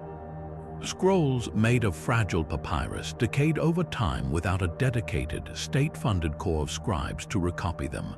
They were lost to humidity, insects, and simple neglect. The buildings themselves were likely repurposed for other uses or quarried for stone. The final blow may have been not a dramatic fire, but simple indifference. The world changed, and the grand ambition of collecting all knowledge was gradually forgotten, its physical remnants fading away until nothing was left but a legend.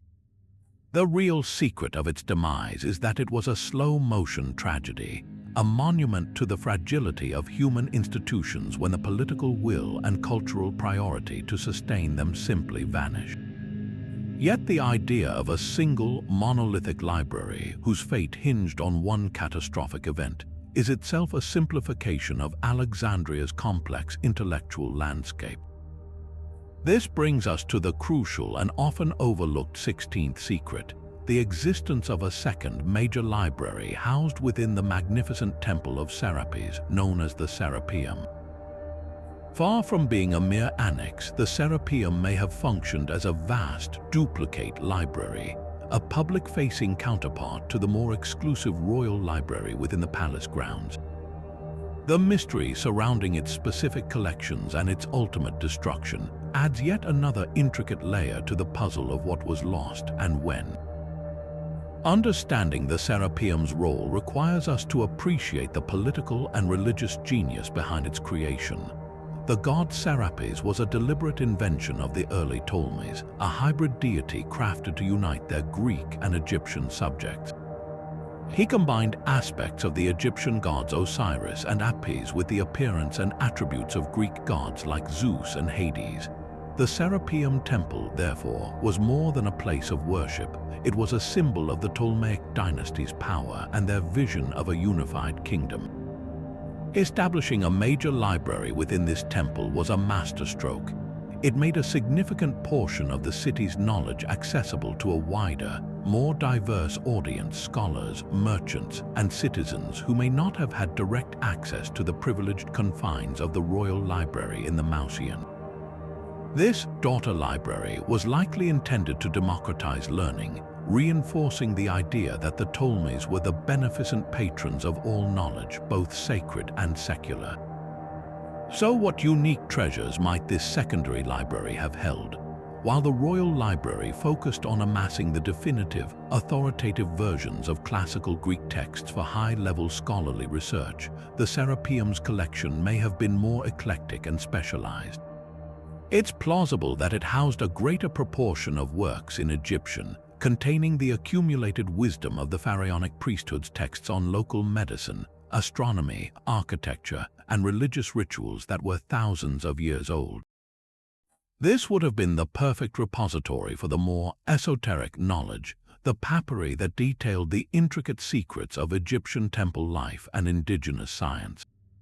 Furthermore, as a temple library, it almost certainly held a vast collection of religious and philosophical texts related to the cult of Serapis itself, along with works from other mystery religions and spiritual movements that flourished in the cosmopolitan city.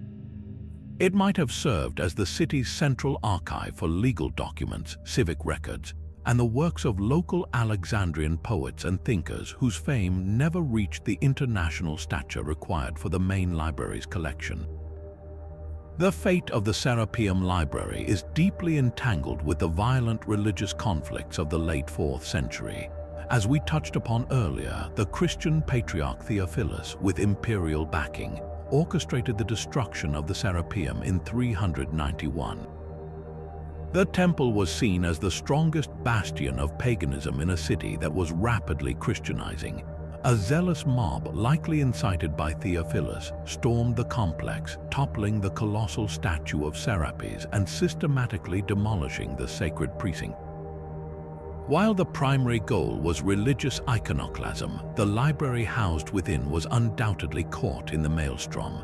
The scrolls, written by pagan authors and housed in a pagan temple, would have been viewed by the attackers not as neutral repositories of knowledge, but as instruments of idolatry and heresy. It is almost certain that a vast number were burned or vandalized on the spot. The specific loss when the Serapeum fell is therefore distinct from the earlier misfortunes of the main library. If our theory about its collections is correct, then its destruction meant the final, irrevocable loss of the most significant bridge between Greek and Egyptian intellectual traditions. The specialized Egyptian knowledge, the records of the native priesthood, the unique works of local scholars, all of these would have been primary targets in an attack aimed at eradicating Egypt's pagan past.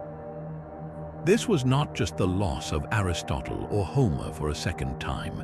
It was the annihilation of an entire cultural and scientific perspective that was not duplicated elsewhere.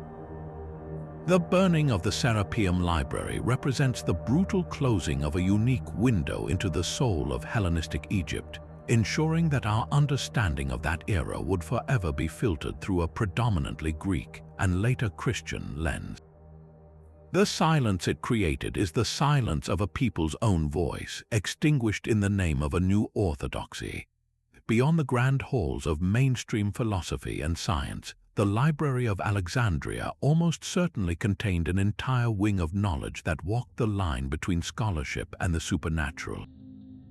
This brings us to our 17th secret, a realm of deep speculation that has captivated mystics and historians for centuries. The possibility that the library safeguarded a vast collection of esoteric and occult texts. We are not just talking about academic curiosities, but works on alchemy, astrology, hermetic philosophy, and mystical traditions that were considered by some to be too potent, too dangerous, or too sacred for public consumption. The mystery here is twofold. First, what truly was contained within these scrolls, and second, did any fragments of this forbidden knowledge secretly survive the library's physical destruction, perhaps guarded by clandestine societies through the ages? To understand why such texts would have been collected, we must remember the library's universal mandate. The Ptolemies sought all knowledge, not just the rational and empirical. In the ancient world, the lines between science, religion, and magic were incredibly blurred. What we might dismiss as superstition today was, for them, a serious attempt to understand and manipulate the hidden forces of the universe. A text on alchemy, for instance, wasn't merely about turning lead into gold in a physical sense. It was a spiritual metaphor for personal transformation, and its practical laboratory work laid the foundations for chemistry. Astrology was inseparable from astronomy, a complex system for predicting celestial events and understanding their supposed influence on human affairs. The library would have been the natural home for the most advanced works in these fields, drawing from Egyptian temple magic, Babylonian star lore, Persian Zoroastrianism, and the emerging Hermetic traditions that blended Greek and Egyptian thought. The legends surrounding this esoteric collection are compelling. One of the most famous is the connection to Hermes Trismegistus, a legendary sage believed to be a fusion of the Greek god Hermes and the Egyptian god Thoth. A vast body of writings, known as the Hermetic corpus, was attributed to him, dealing with cosmology, astrology, and the secret path to spiritual enlightenment. While the versions we have today date from later centuries, many scholars believe they are based on much older Alexandrian sources. It is entirely plausible that the library held the original, or at least the most authoritative, collections of these Hermetic texts. Possessing such works would have given the Ptolemies not just intellectual prestige, but a reputation for holding the keys to cosmic secrets, enhancing their aura of divine kingship. This leads to the tantalizing idea of restricted sections. Were their scrolls deemed so powerful that access was limited to a select few, perhaps the head librarian, the royal family, or initiated priests?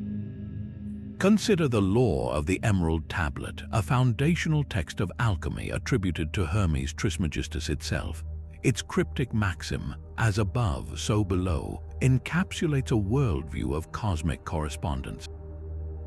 What if the library contained extensive commentaries on this tablet, explaining its secrets in detail?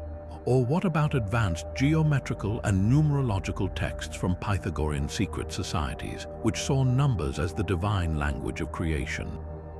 The potential existence of such a collection fuels the theory that the library's destruction was not a complete annihilation.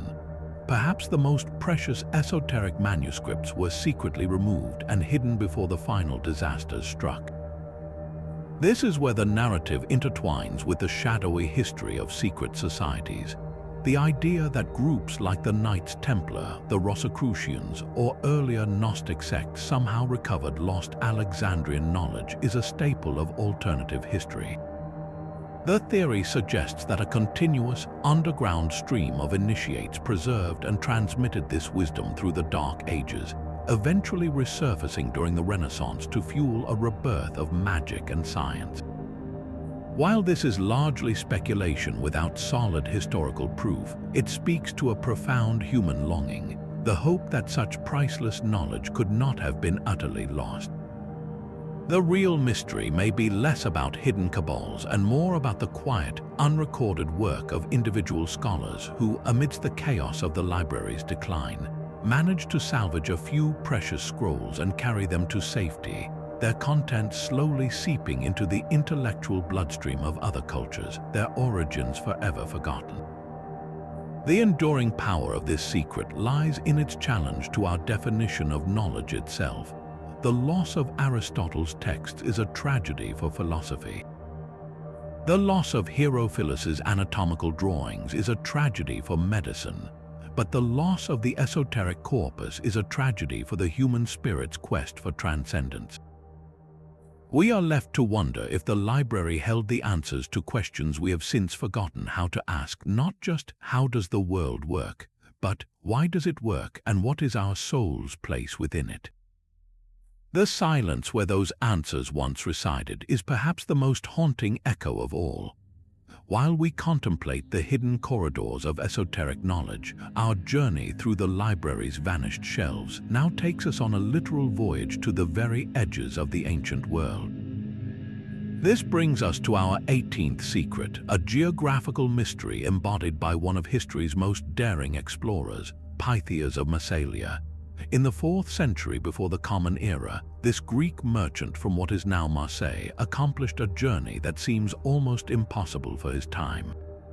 He sailed beyond the Pillars of Hercules, out of the familiar Mediterranean, and into the frigid, unknown waters of the North Atlantic.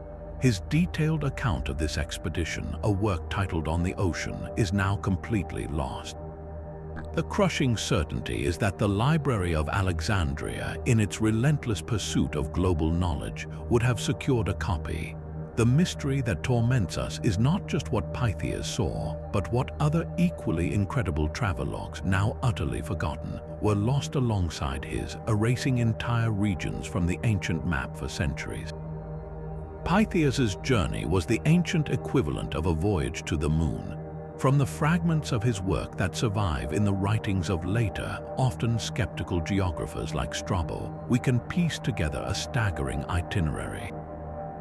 He appears to have circumnavigated Britain, which he called Britannia, and provided the first written description of its shape and size, noting its misty weather and the long summer days.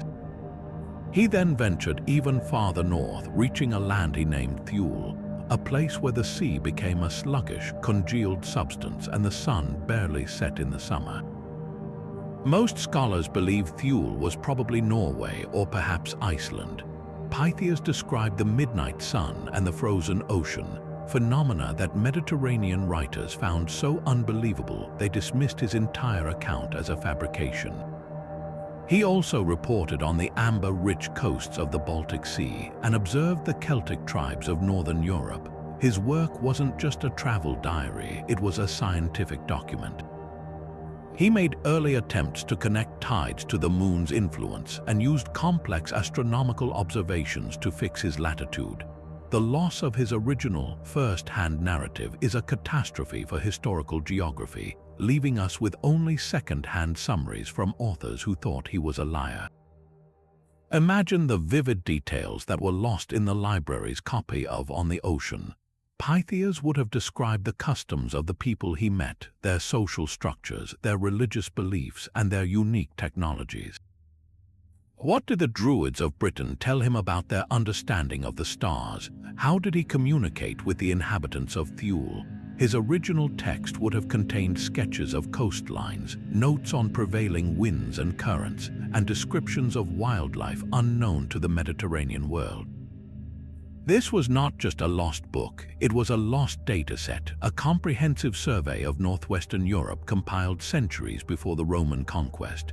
Possessing this knowledge would have given the scholars of Alexandria a radically more accurate picture of the world.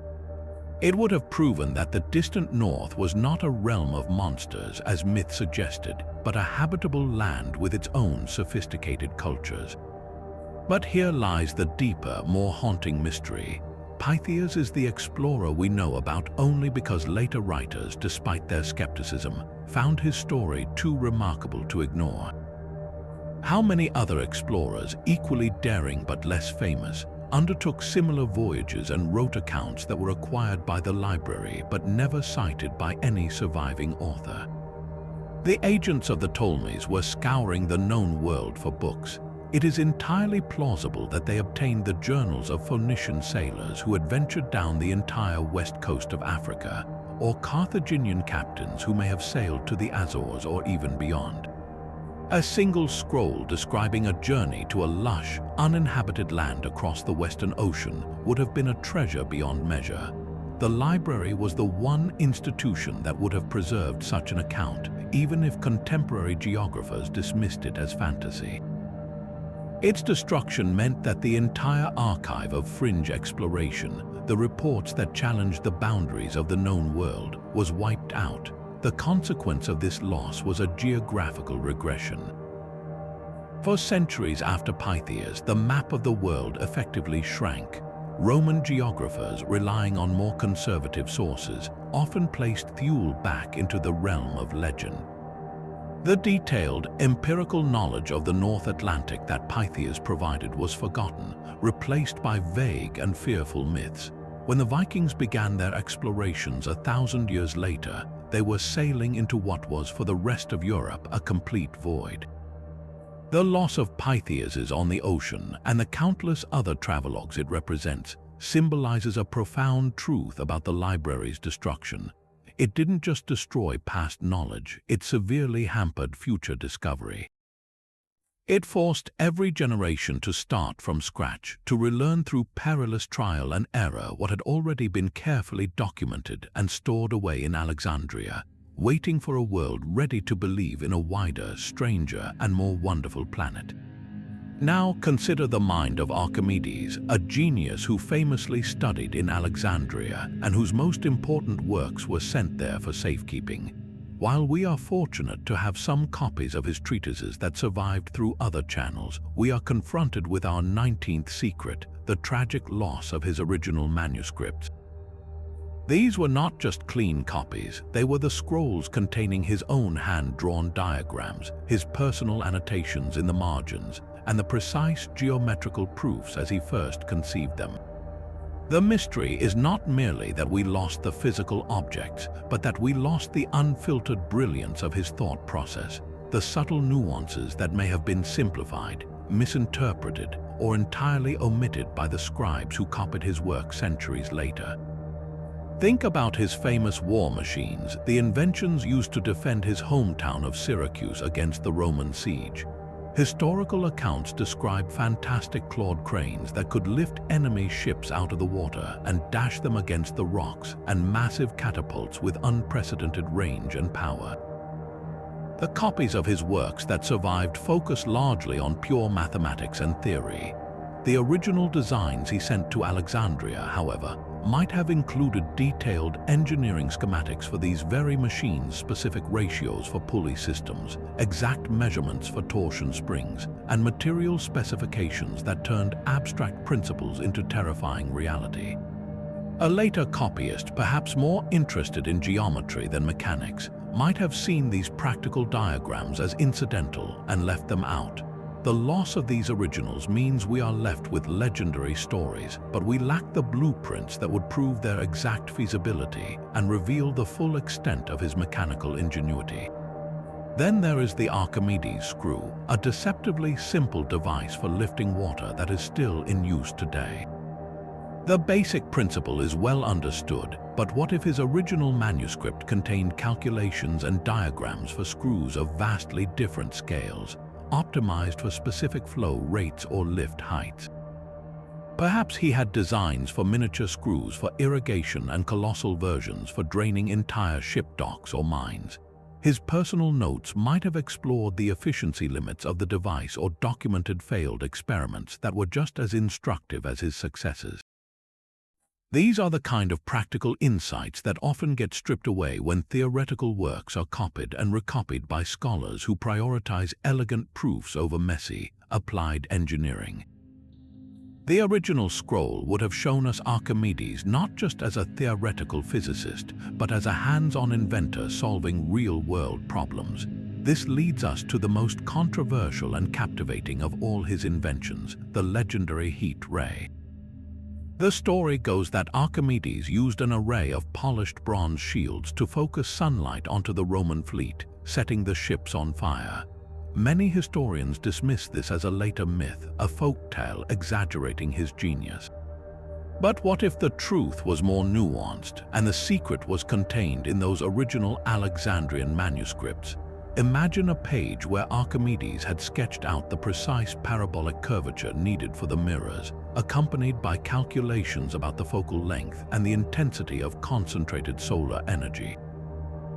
He may have conducted small-scale experiments, documenting the results in a treatise on optics or catoptrics that was housed in the library. This would not have been a magical death ray, but a serious scientific exploration of light and reflection, one that demonstrated a profound understanding of principles we now associate with modern physics. The loss of this original work means we can never know if the heat ray was pure legend, a dramatic exaggeration of a real experiment, or a theoretically sound weapon that was simply too difficult to deploy effectively on a chaotic battlefield. The mystery endures because the primary source evidence turned to ash. The true depth of this loss is measured in the gap between the man and the myth. The copies of Archimedes' work that survived, while priceless, present him primarily as a mathematician. The originals in Alexandria would have revealed the complete unity of his genius, showing how his abstract mathematical discoveries were inextricably linked to his practical inventions. They would have contained the missing links, the sketches that showed how his work on levers and centers of gravity directly informed the design of his siege engines, or how his calculations of pi and volumes related to the efficiency of his screw. Without these original documents, Archimedes remains a figure partially shrouded in legend. We have the conclusions, but the library held the thrilling workshop where those conclusions were forged, a workshop whose intricate plans and creative failures are secrets we can now only imagine. But among the most profound and silent of all the library's losses is one that has rendered entire civilizations mute. This leads us to our 20th secret, a mystery that haunts the very foundations of linguistics and archaeology. Did the Library of Alexandria hold the very keys to languages that are now lost to us, untranslatable codes that keep the voices of ancient peoples forever locked away? We often think of the library's contents as great works of literature and science, but its walls almost certainly contained a far more fundamental type of treasure: linguistic tools. These were the bilingual dictionaries, the grammatical primers, and the phrasebooks that served as bridges between cultures, allowing Greek-speaking scholars to access the wisdom of Egypt, Persia, and lands beyond.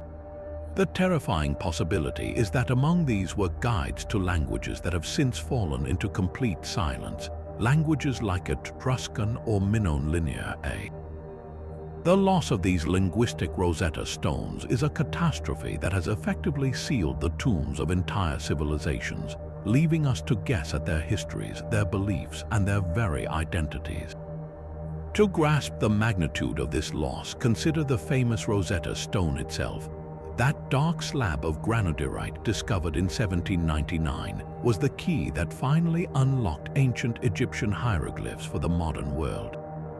Its power lay in its 3 parallel texts, a single decree written in hieroglyphs in Demotic Egyptian and in ancient Greek. The known Greek portion provided the cipher to decode the unknown scripts. Now imagine that the Library of Alexandria, in its relentless effort to collect and translate the world's knowledge, possessed not one, but dozens, perhaps hundreds of such documents. For every culture that traded with Alexandria, the library's scribes would have needed translation aids. A Greek-Etruscan dictionary would have been an essential tool for scholars studying the powerful civilization that dominated Italy before Rome. A grammar of the Minoan language written in Linear A might have been compiled by a bilingual scholar from Crete who worked within the Mausian. These documents would not have been unique treasures to them.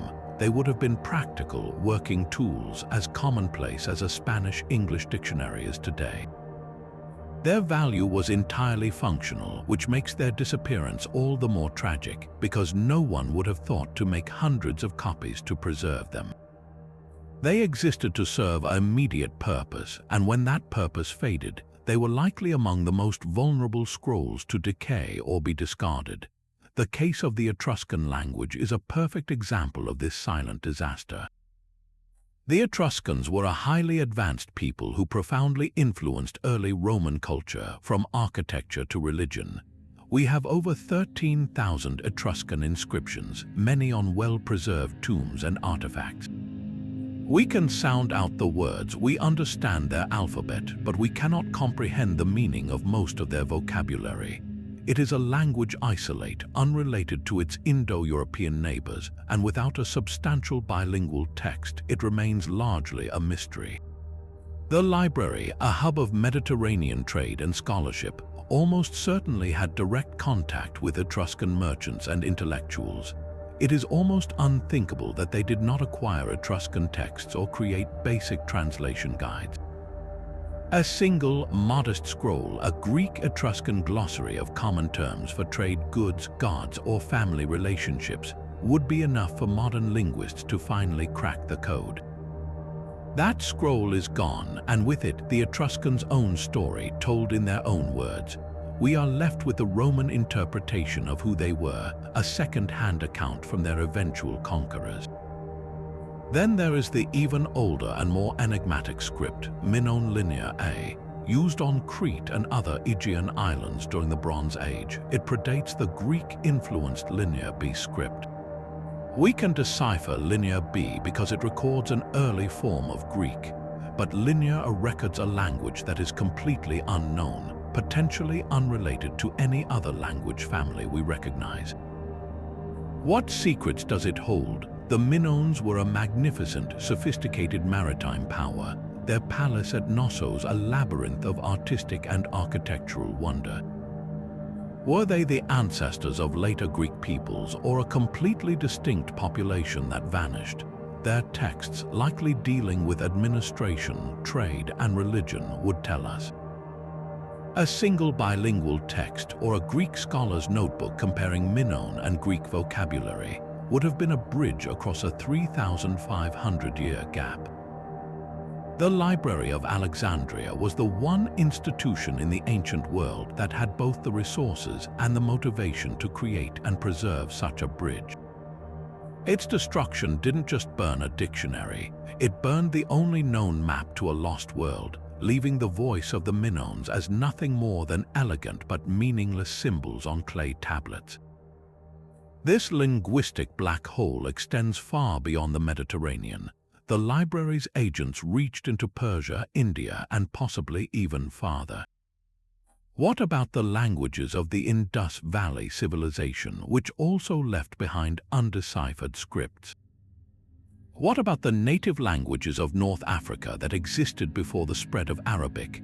The library may have held grammars and word lists for languages whose very names are forgotten. Languages spoken by peoples who left no pyramids or palaces, only their words preserved on papyrus in Alexandria.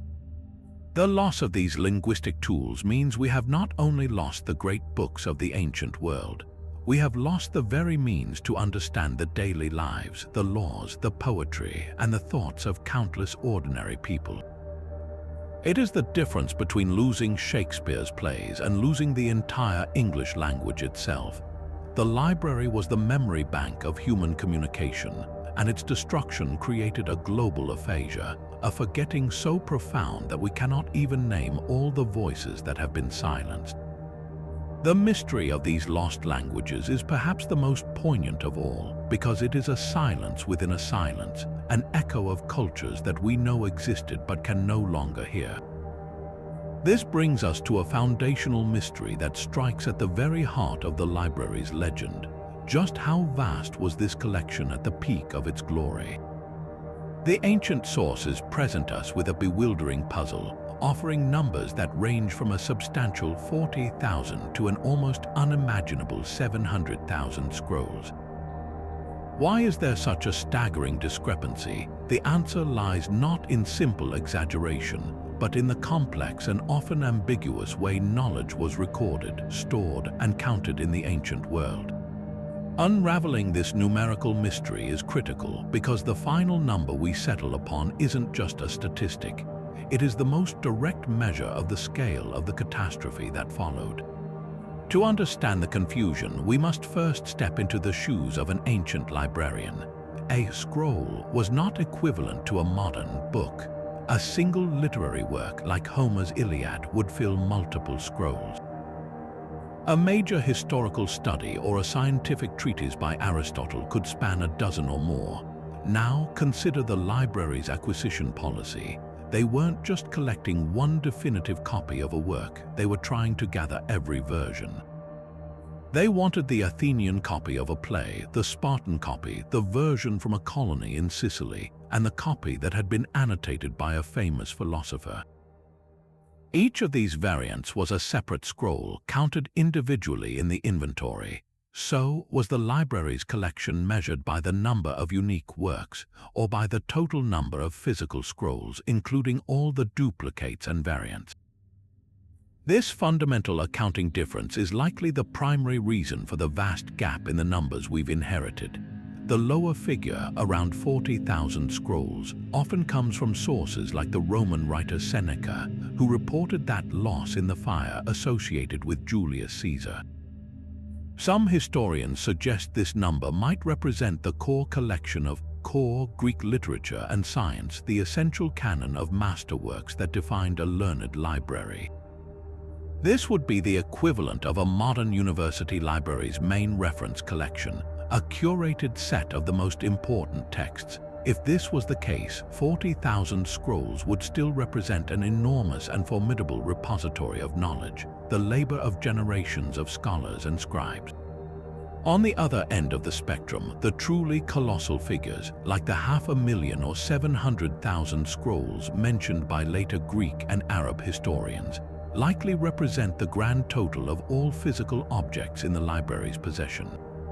This would include every single scroll, the master copies, the many duplicates used by scholars for study, the variant texts, the translations into Greek from a dozen different languages, the personal papers of philosophers, the administrative records, the maps, and the thousands of unprocessed scrolls sitting in warehouses awaiting cataloging.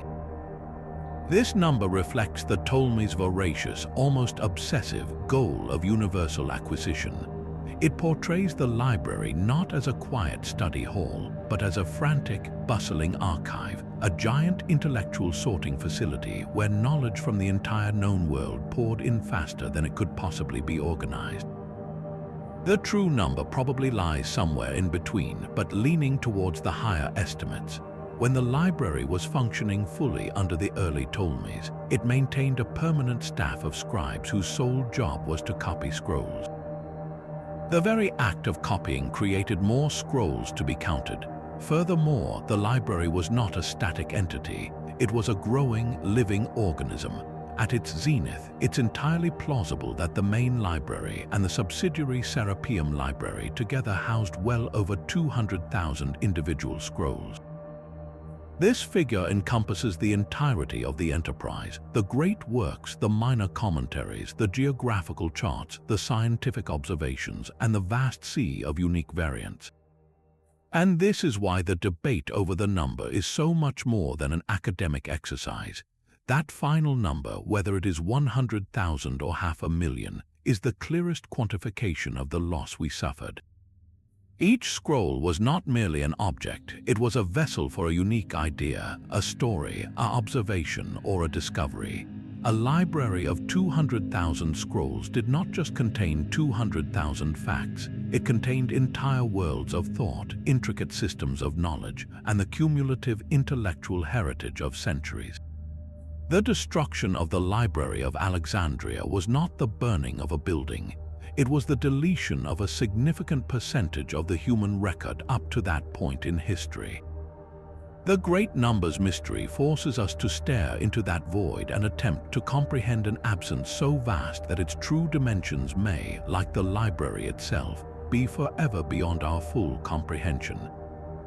This aggressive ambition to possess all knowledge brings us to a practice that perfectly illustrates the library's relentless, almost imperialistic drive. We now turn to the 22nd secret, a policy that was as brilliant as it was brazen: the systematic confiscation of scrolls from every ship that dared to dock in Alexandria's legendary harbor. Imagine you are a merchant captain having just survived a perilous journey across the Mediterranean. Your cargo holds are filled with goods, but also with your personal possessions, including perhaps a few precious scrolls, a family history, a book of prayers, or a merchant's log of trade routes. Before you can even set foot on shore, you are met by agents of the king who demand to search your vessel not for contraband but for books. Any scrolls found are promptly seized, taken away to be copied by an army of scribes. This wasn't occasional piracy, it was official state policy, a breathtakingly effective method for turning Alexandria's bustling port into a net for catching the world's knowledge. The question of how systematic this process was is key to understanding its effectiveness. Historical accounts, particularly from the Greek physician Galen, describe a remarkably organized operation. The Ptolemies didn't leave this crucial task to chance. They established a dedicated bureaucracy with officials stationed at the harbor whose sole duty was to identify and impound any written material. This suggests a highly coordinated effort integrated directly into the city's customs and security procedures. Once a scroll was taken, it was rushed to the library where it was logged and then handed over to the scribes. The originals were not necessarily returned. Often, the owners were given a copy while the library kept the authentic version for its permanent collection. This detail reveals the true priority. The Ptolemies valued the original artifact, the closest link to the author's intent, more than the information itself. They understood that a copy made in Alexandria might introduce errors, whereas the original scroll from Athens or Babylon was an irreplaceable treasure. Such an aggressive policy could not have been implemented without causing significant diplomatic friction. One can easily imagine the outrage of a visiting Athenian scholar who discovers that the unique, personally annotated copy of a play by Euripides he brought with him has been taken, to be replaced by a hastily made facsimile. The potential for international incidents was enormous. How did the Ptolemies manage this? It likely involved a combination of sheer power and shrewd diplomacy. Alexandria was the richest city in the Mediterranean, a crucial hub for trade. For a merchant, the economic opportunity of accessing its markets probably outweighed the temporary loss of a scroll. For foreign governments, the Ptolemaic kingdom was a major power not to be trifled with. The library's mission was a source of immense prestige, and the kings may have framed this confiscation not as theft, but as a contribution to a grand, universal project for the benefit of all humanity. A hard argument to refuse when faced with the wealth and might of the Egyptian crown. This controversial practice, however, was the very mechanism that allowed the library to acquire its most exotic and unique treasures. Think of the texts that would never have been formally sent as gifts or purchased through official channels. A Persian merchant's personal diary detailing the Zoroastrian rituals he practiced, a travelogue written by a Carthaginian sailor describing the strange tides of the Atlantic Ocean, a bundle of legal documents from a small city-state in Anatolia offering a glimpse into its local laws and social structure. These mundane, ephemeral writings are often the very sources historians crave most, as they reveal the daily life and thoughts of ordinary people, not just the grand narratives of kings and poets. The library's harbor agents were effectively collecting the raw data of the ancient world, snatching fragments of 100 different cultures from the hands of unsuspecting travelers. The true tragedy is that we know these unique texts existed in the library's catalog, but they are now utterly lost. The scroll taken from that Carthaginian ship might have been the only copy of a Carthaginian text to survive the Roman destruction of their city. The merchant's log could have contained the only first-hand description of a trading post on the coast of India. These were not works that were widely copied and distributed. Their survival depended entirely on the safekeeping of the Library of Alexandria. When the library burned, it wasn't just the great works of Greek genius that perished.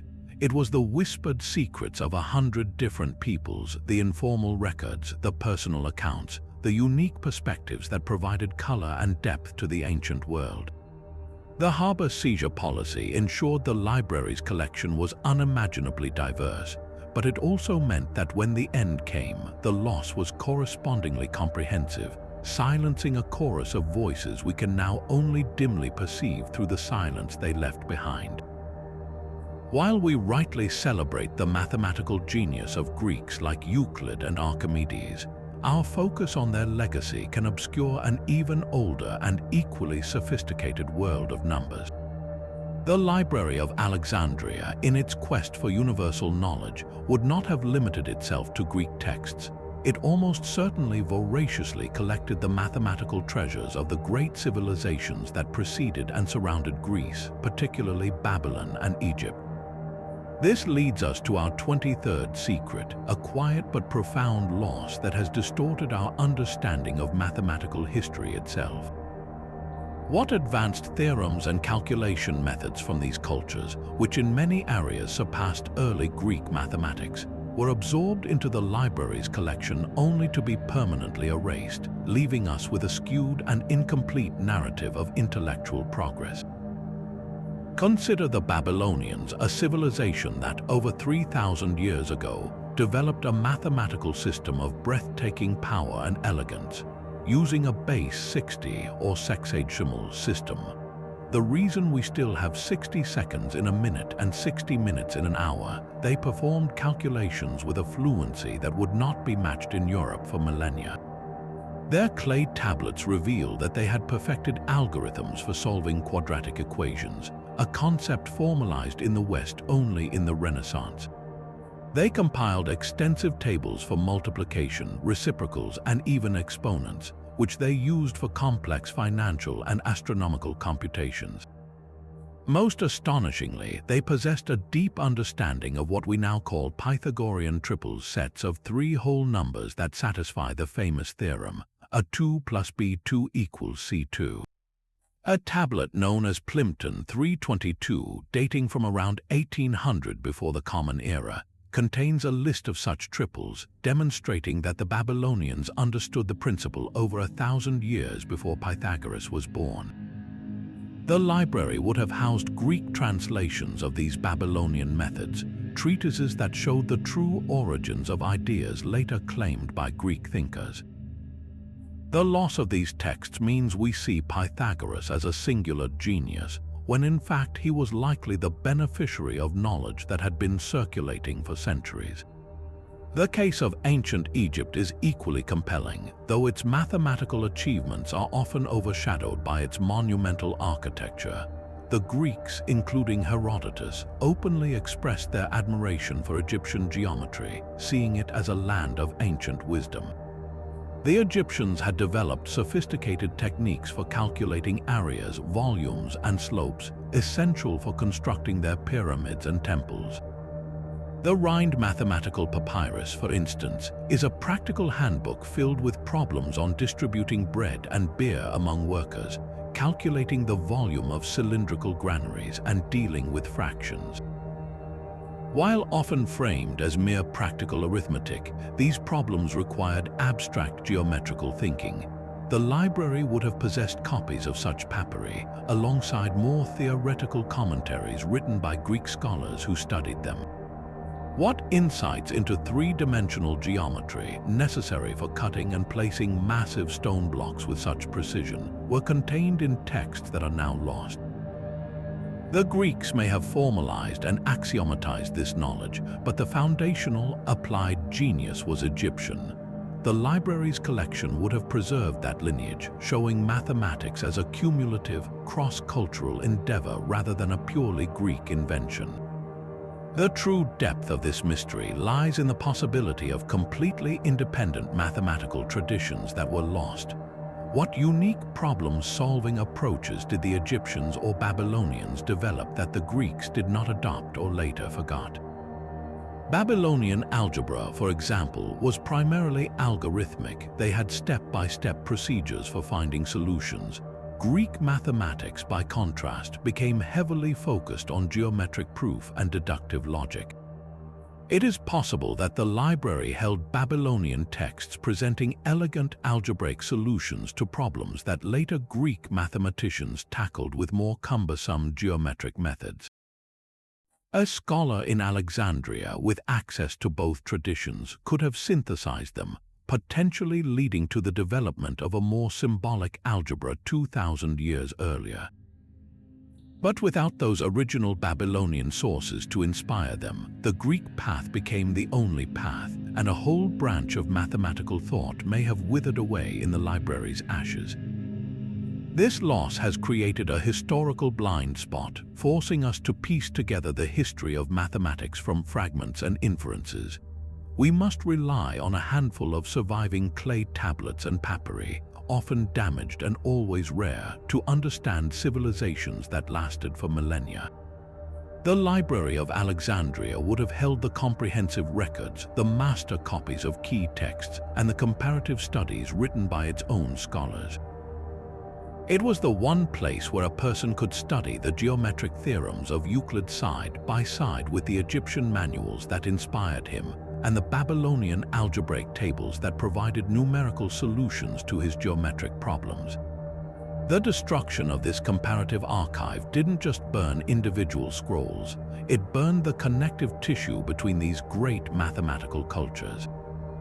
It left us with the impression that mathematics sprang fully formed from the mind of Greece, when in reality, it was the culmination of thousands of years of human curiosity and ingenuity across the ancient world. The silence left behind is the sound of a collaborative conversation between civilizations being cut short, a conversation that could have accelerated our mathematical journey by centuries if only its full record had survived. Yet for all its aggressive acquisition, the Library of Alexandria was not an isolated fortress of knowledge. It existed within a wider ecosystem of learning, a network of rival institutions across the Hellenistic world. This brings us to our 24th secret, a diplomatic mystery that challenges the image of the library as a solitary giant. The nature of its hidden relationships with other great libraries, particularly the magnificent library in the city of Pergamum. Were these two centers of scholarship bitter enemies in a fierce competition for scrolls, or did they engage in a sophisticated, behind-the-scenes collaboration? The possibility of secret agreements between them opens up a tantalizing thread of hope, suggesting that fragments of Alexandria's lost collection might have secretly survived elsewhere. The standard historical narrative paints a picture of intense rivalry. The Attalid kings of Pergamum, ruling from their spectacular acropolis in Asia Minor, were determined to make their city a cultural capital to rival Alexandria. They established their own great library, which ancient sources claim grew to hold nearly 200,000 scrolls. The legend goes that the Ptolemies, jealous of this growing competitor, became so alarmed that they imposed an embargo on the export of papyrus to Pergamum, hoping to strangle their rival's ability to produce new books. In response, the story continues, the resourceful scholars of Pergamum perfected the use of parchment, a writing material made from treated animal skins that was more durable than papyrus, giving us the word parchment itself from the city's name.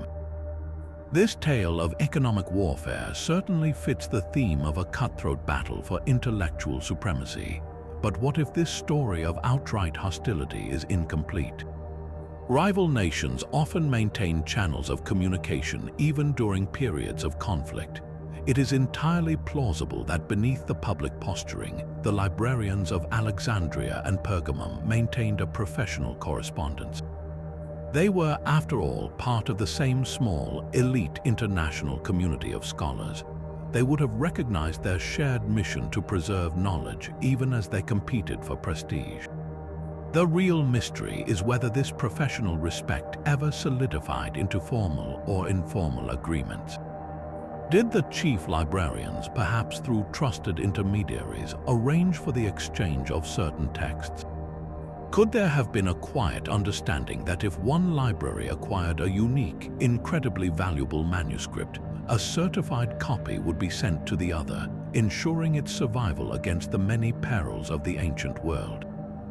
Such an agreement would have been a state secret of the highest order, a kind of intellectual mutual defense pact. Consider the practical benefits. Alexandria, with its unrivaled fleet of scribes, was a copying powerhouse. Pergamum, with its innovative use of parchment, produced books that could last for centuries. A collaborative arrangement would have been a win-win. Alexandria could share copies of texts it had painstakingly collected from across the Mediterranean, while Pergamum could provide durable parchment versions in return, safeguarding the knowledge against the humidity and fragility of papyrus.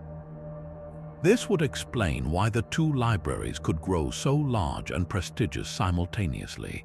It may not have been a zero-sum game, but a symbiotic relationship that accelerated the accumulation of knowledge for both.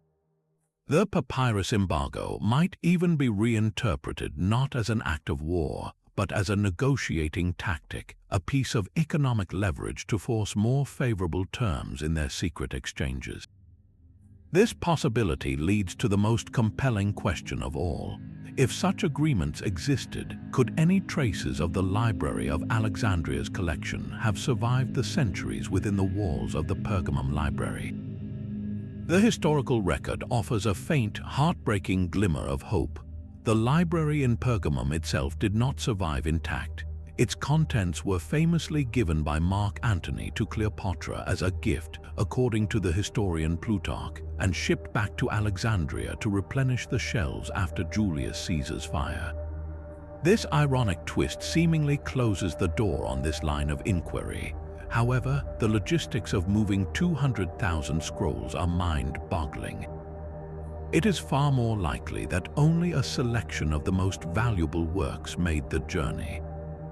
What if a significant portion of Pergamum's collection remained in place, only to be dispersed later throughout the Roman Empire and then the Byzantine world? A scroll that was copied in Alexandria in the 3rd century before the Common Era, sent to Pergamum in the 2nd century, and then taken to a private villa in Rome or a monastery in Constantinople in the 5th century, would have had a completely different fate than one that remained in Egypt. Its lineage would have been forgotten, its Alexandrian origins erased, but the knowledge within would have lived on. The mystery, therefore, extends beyond Pergamum to other centers of learning. Did Alexandria have similar arrangements with the Library of the Mausian in Antioch, or with scholarly institutions in Rhodes or Athens?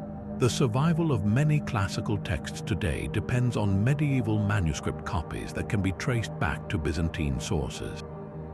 Is it possible that some of those Byzantine manuscripts were themselves copies of texts that had been safeguarded in Pergamum, texts that originally came from Alexandria?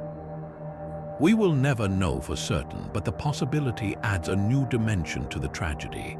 The loss of the Library of Alexandria may not have been a total annihilation, but a catastrophic dispersal. Its collection might have been scattered to the winds, its individual scrolls surviving anonymously in other libraries, their proud Alexandrian pedigree forgotten. The secret agreements between libraries represent a final, faint echo of the universal dream, not a single repository of all knowledge, but a distributed network designed to protect it.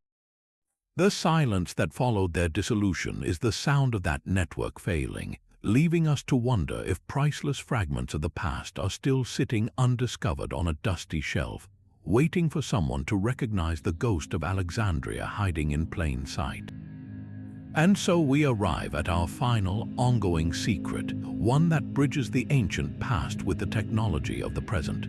Despite the Library of Alexandria's legendary status, the tangible proof of its existence remains frustratingly elusive.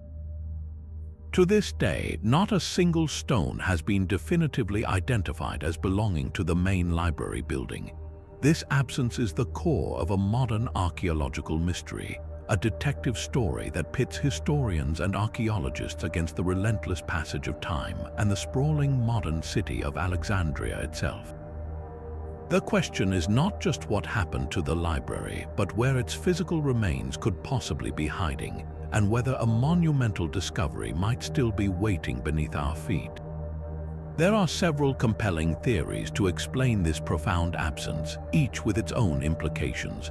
The first and perhaps most dramatic possibility is that a significant portion of the royal quarter, which housed the library, now lies submerged beneath the waters of the Mediterranean. Coastal erosion and a series of earthquakes over the centuries have caused Alexandria's shoreline to sink. underwater archaeologists have made stunning discoveries in the harbor, including the remains of the pharaoh's lighthouse and royal palaces, complete with statues and sphinxes. It is entirely plausible that library structures, especially if they were located near the palace complex overlooking the sea, succumbed to this subsidence. The idea of marble columns and scroll-filled chambers resting silently on the seabed is a powerful and romantic image, but it also presents immense challenges for excavation and preservation. A more likely, though equally challenging, scenario is that the library's ruins are buried deep beneath the foundations of the modern city. Alexandria has been continuously inhabited for over 2,000 years. Each successive era, Roman, Byzantine, Islamic, Ottoman, and modern, built directly atop the ruins of its predecessor. The heart of the ancient city is now covered by a dense urban landscape of apartments, shops, and busy streets. Archaeological digs are limited to small, opportunistic trenches in vacant lots or during construction projects, offering only fragmented glimpses of the past. The library's massive foundation stones may have been quarried for later buildings, its precise location obscured by centuries of urban development. Unearthing it would require a politically and financially impossible effort to dismantle a large portion of the contemporary city. Then there is the bleakest theory that the library was so thoroughly obliterated, its materials so completely repurposed that nothing significant remains to be found. If the buildings were destroyed by fire and then systematically dismantled for their valuable stone and marble, the site may have been leveled entirely, leaving no distinct archaeological signature. Later construction would have then scattered and buried any faint traces. This possibility suggests that the library's physical form has been erased from the material record, leaving only its ghostly presence in historical text. Despite these obstacles, the search has never truly ended. Modern expeditions armed with ground-penetrating radar and other non-invasive technologies continue to scan what open spaces remain, hoping to identify anomalous structures deep underground. The most tantalizing hope lies in the possibility of sealed underground chambers or vaults. We know that the ancient world often used subterranean spaces for storage to protect scrolls from the elements. What if a portion of the library's collection was cached in a secure, forgotten basement or a network of tunnels beneath the Mausoleum? While papyrus is fragile, it can survive for millennia in exceptionally dry, sealed environments, as evidenced by the survival of the Dead Sea Scrolls. The discovery of even a single such chamber, a time capsule from the age of the Ptolemies, would be the archaeological find of the century. It wouldn't be a room full of perfectly preserved scrolls ready to read. The reality would be far more delicate. Archaeologists would find lumps of carbonized papyrus, brittle and fused together, resembling lumps of charcoal. But with advanced imaging techniques like multi-spectral analysis and even particle accelerators, we can now sometimes see the ink on carbonized scrolls without ever unrolling them. The potential to recover even a few lines of a lost play by Sophocles or an unknown theorem by Archimedes from such a wreck is a powerful motivator that drives the search forward. The enduring mystery of the Library of Alexandria's physical remains ensures that its story is not yet complete. Every time an archaeologist sinks a core sample or scans a patch of ground in the old city, there is a flicker of possibility. The legacy of the library is not just in the knowledge it lost, but in the relentless human curiosity it continues to inspire. Its final secret may still be buried, waiting for the right combination of technology, determination, and luck to be revealed, offering one last glimpse into the greatest collection of wisdom the ancient world ever assembled. The ultimate secret of the Library of Alexandria may not be buried in the past at all, but is instead being written in the code of the future. In a profound twist of history, the ancient dream of gathering all the world's knowledge is being reborn through a modern, global endeavor, the digital reconstruction of the library's lost collection. This is not an archaeological dig for physical scrolls, but a monumental effort of digital scholarship, where historians, computer scientists, and linguists are collaborating to create a virtual counterpart to the ancient wonder. The question this ambitious project raises is as philosophical as it is practical. Can a vast database ever truly replicate the spirit of a place that was not just an archive, but a living, breathing community of mind? The most prominent example of this effort is the Pinakes project, named in honor of Callimachus's great catalogue. Its goal is staggeringly simple and infinitely complex: to create a comprehensive digital database of every single work that is known, or even suspected, to have been housed in the Library of Alexandria. Scholars are not searching for the scrolls themselves, but for their echoes. They meticulously comb through thousands of surviving ancient texts, the works of later Roman authors, Byzantine encyclopedias, church histories, and Arabic commentaries, looking for any mention of a lost book.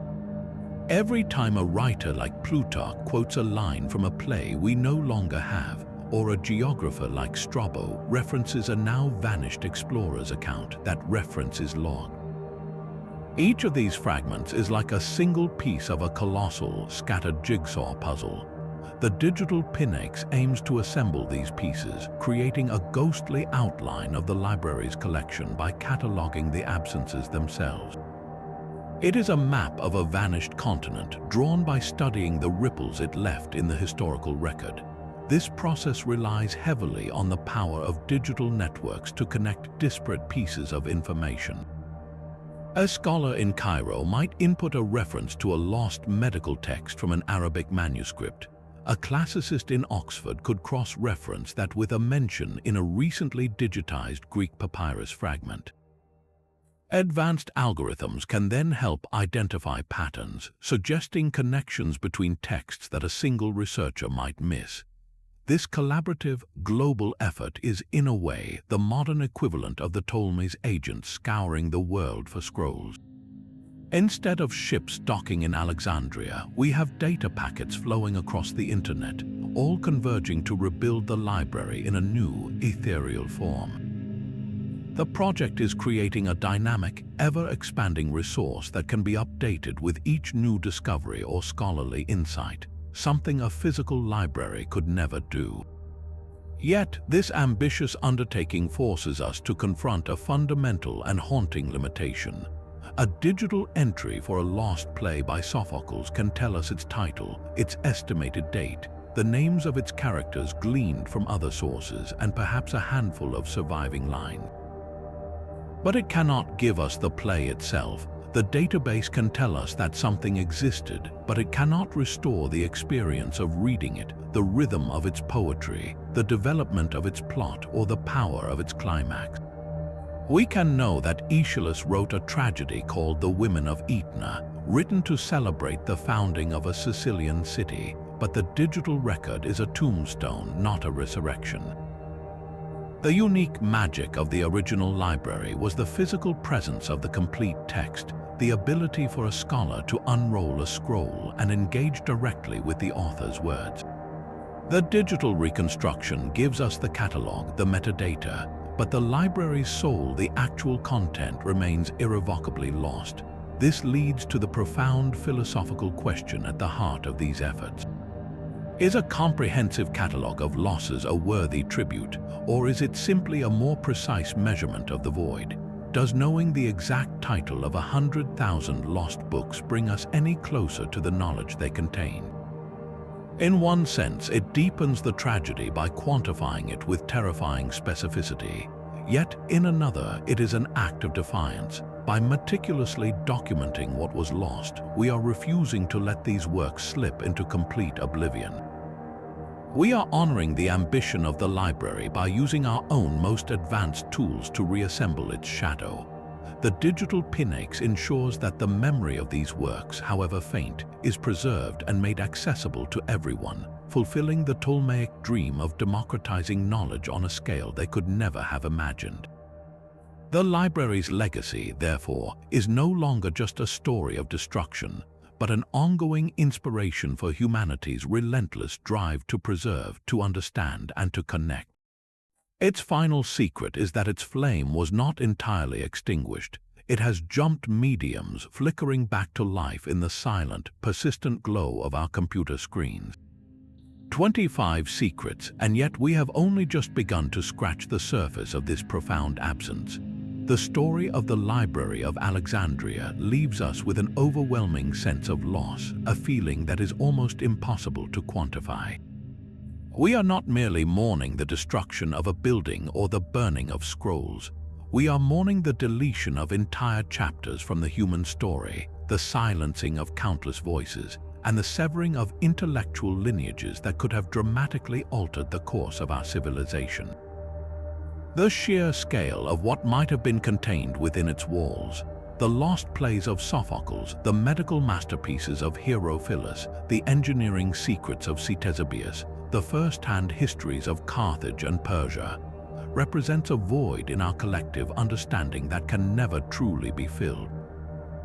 It is a haunting reminder of how much of our past is built on fragments and ruins, and how much has been irrevocably erased. Yet, it is precisely this profound loss that fuels an enduring, almost obsessive fascination. The Library of Alexandria is far more than a historical footnote. It has become a powerful symbol. It represents the pinnacle of human ambition, the dream of gathering all knowledge in one place for the betterment of all. Its destruction, whether by a single fire or a slow decline, stands as a stark warning about the fragility of knowledge itself. It shows us that progress is not inevitable, that the great edifice of human understanding is not a fortress but a delicate ecosystem, vulnerable to the flames of war, the erosion of time, and the slow creep of indifference. The library's ghost continues to captivate us because it forces us to confront a terrifying question. What are we losing today that future generations will mourn with the same intensity? This brings us to the most crucial lesson we can take from this ancient tragedy. The story of Alexandria is not just about the past, it is an urgent call to action for our own time. We live in an age of unprecedented information, a digital era that some have called a new Alexandrian dream. We have the capability to preserve and share knowledge on a scale the Ptolemies could never have imagined. But this power comes with its own perils. Digital data can be corrupted, formats can become obsolete, and entire archives can vanish with the click of a button. The responsibility now falls upon us to be the librarians of our age, to actively value, protect, and preserve the knowledge we generate. This means supporting our libraries and museums, advocating for open access to information, and recognizing that the preservation of our collective memory is not a passive act but an active, ongoing commitment. So, as we conclude this journey through the echoes of what was lost, we want to turn the question over to you. Which of these 25 secrets resonates with you the most? Is it the heartbreaking loss of the 90% of Greek tragedies, leaving us to wonder about the masterpieces we will never know? Or is it the scientific setback, the thought that an industrial revolution might have happened 2,000 years earlier? Perhaps it is the mysterious fate of Aristotle's personal library, or the tantalizing possibility that ancient mariners knew of lands across the ocean. Share your thoughts in the comments below. Let's continue the conversation and keep the spirit of inquiry, the very essence of the great library itself, alive and